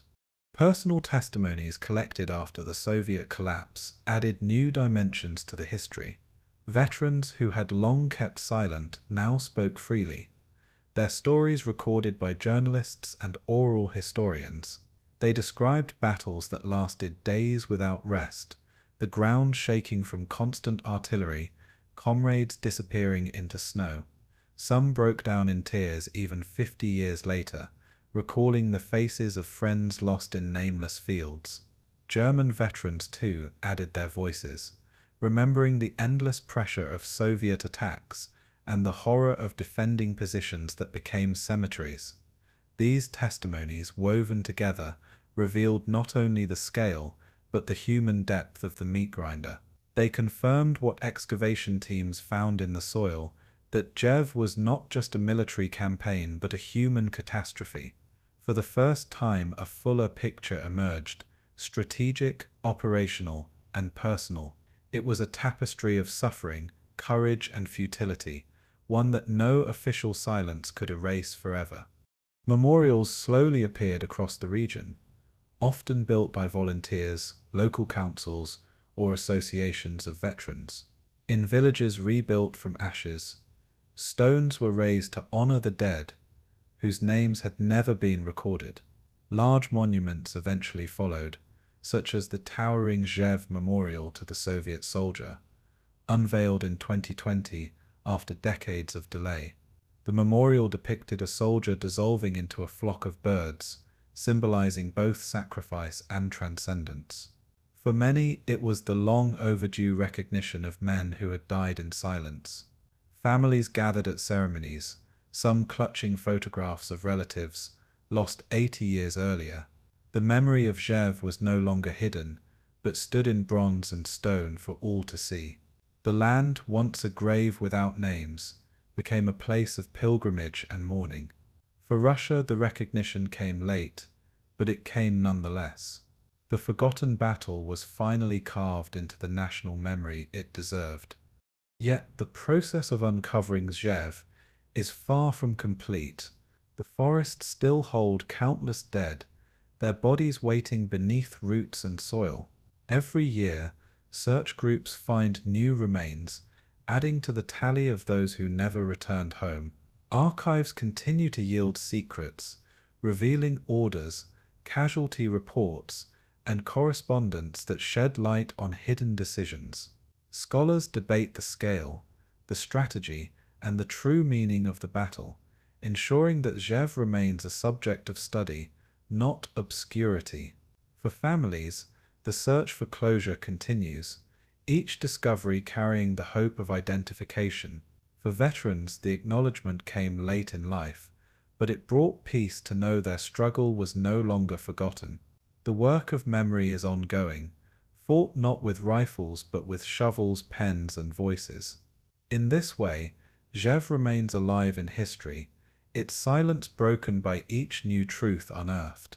The dead speak again, not through speeches, but through the soil itself.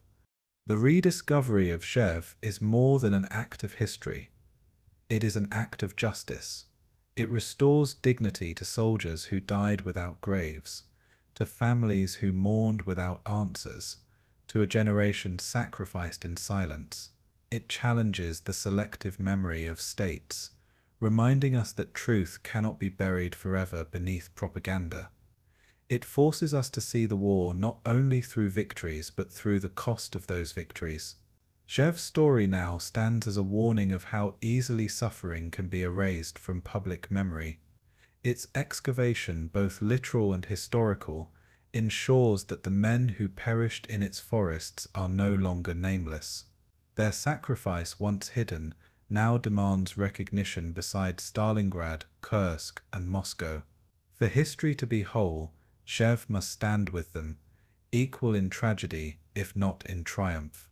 Unearthing the truth is not only about the past, it is about the duty of memory itself. And in that duty, Rzhev is finally remembered.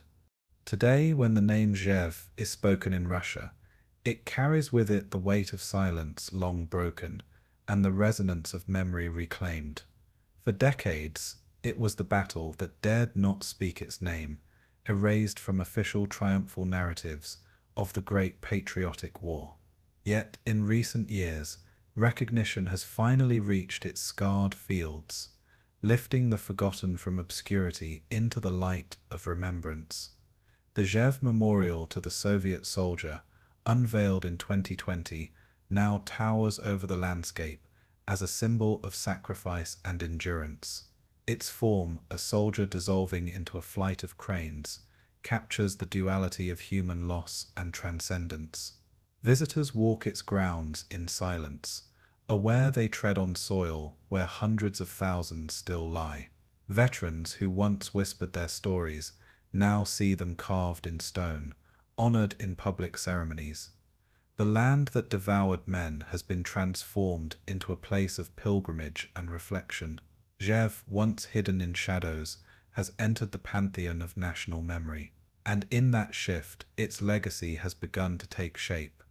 The legacy of Rzhev is one of endurance without reward, sacrifice without recognition, and suffering without glory.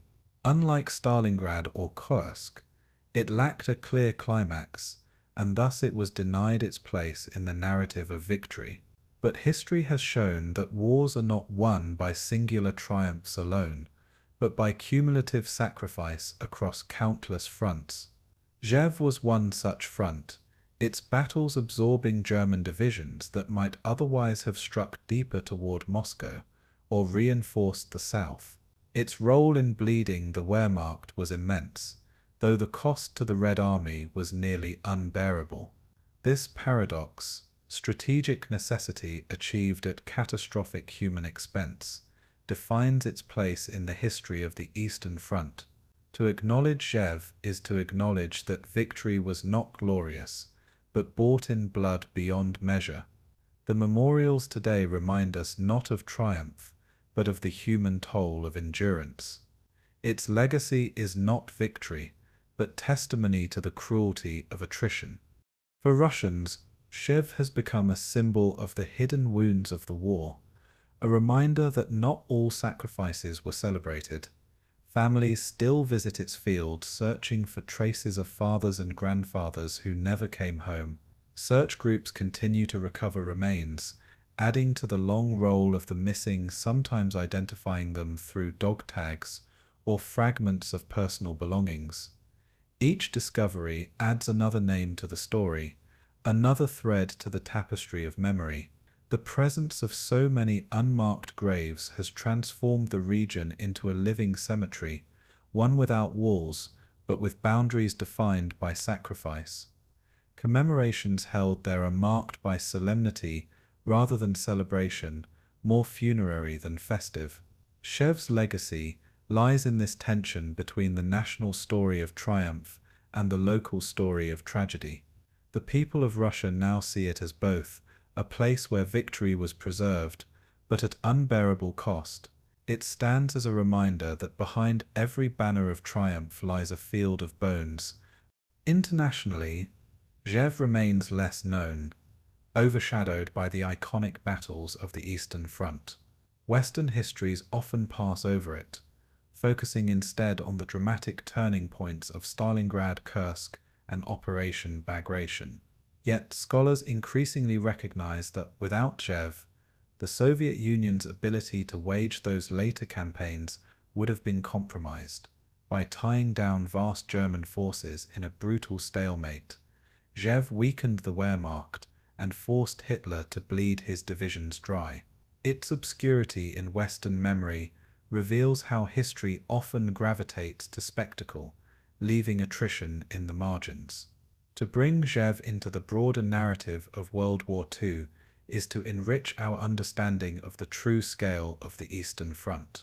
It forces recognition that victory was not sudden, but ground out over years of horrific struggle, and it reminds us that history's spotlight often misses those who suffered most. Rzhev's legacy therefore extends beyond Russia. It challenges the world to remember the forgotten. The cultural legacy of Rzhev has also emerged in literature, poetry, and film. Soviet poets like Alexander Tvardovsky, himself a veteran of the battle, wrote verses capturing its grief and silence. His words, "I was killed near Rzhev," gave voice to countless men who could not speak for themselves.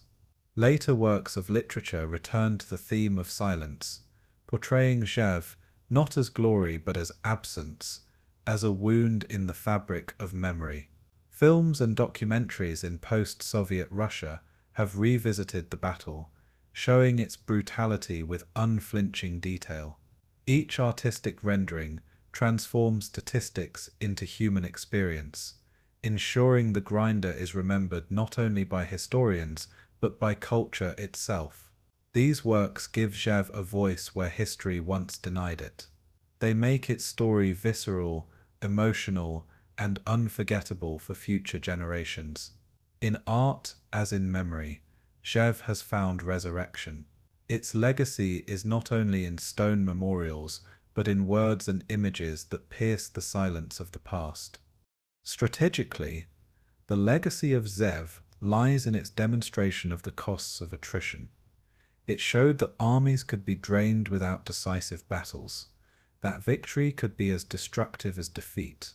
For the Soviet Union, the lesson was bitter but necessary. The Red Army learned hard truths about planning, coordination, and logistics. For the Germans, Rzhev proved that holding salients could bleed resources dry, consuming divisions in battles of diminishing returns. The campaign reshaped thinking on both sides, influencing later operations and the allocation of forces. Yet these strategic lessons came at the expense of human lives measured in hundreds of thousands. The lesson of Rzhev was that strategy is written not in abstract lines on a map, but in blood on the ground. Its legacy for military history is a warning that attrition consumes not only armies but nations, and for those who lived through it, that warning was written in their bodies, their memories, and their silence. Today, Rzhev stands as a moral lesson as much as a military one. It asks us what it means to sacrifice without recognition, to die for a victory that cannot be celebrated. It challenges the idea that history must always be written by the victors, for here the victors themselves chose silence. It reminds us that wars are not made of climaxes alone, but of countless unseen tragedies woven together. The bones still found in its forests remind us that memory is fragile, but also resilient. Rzhev teaches that silence is itself a form of injustice, one that can last longer than the war itself.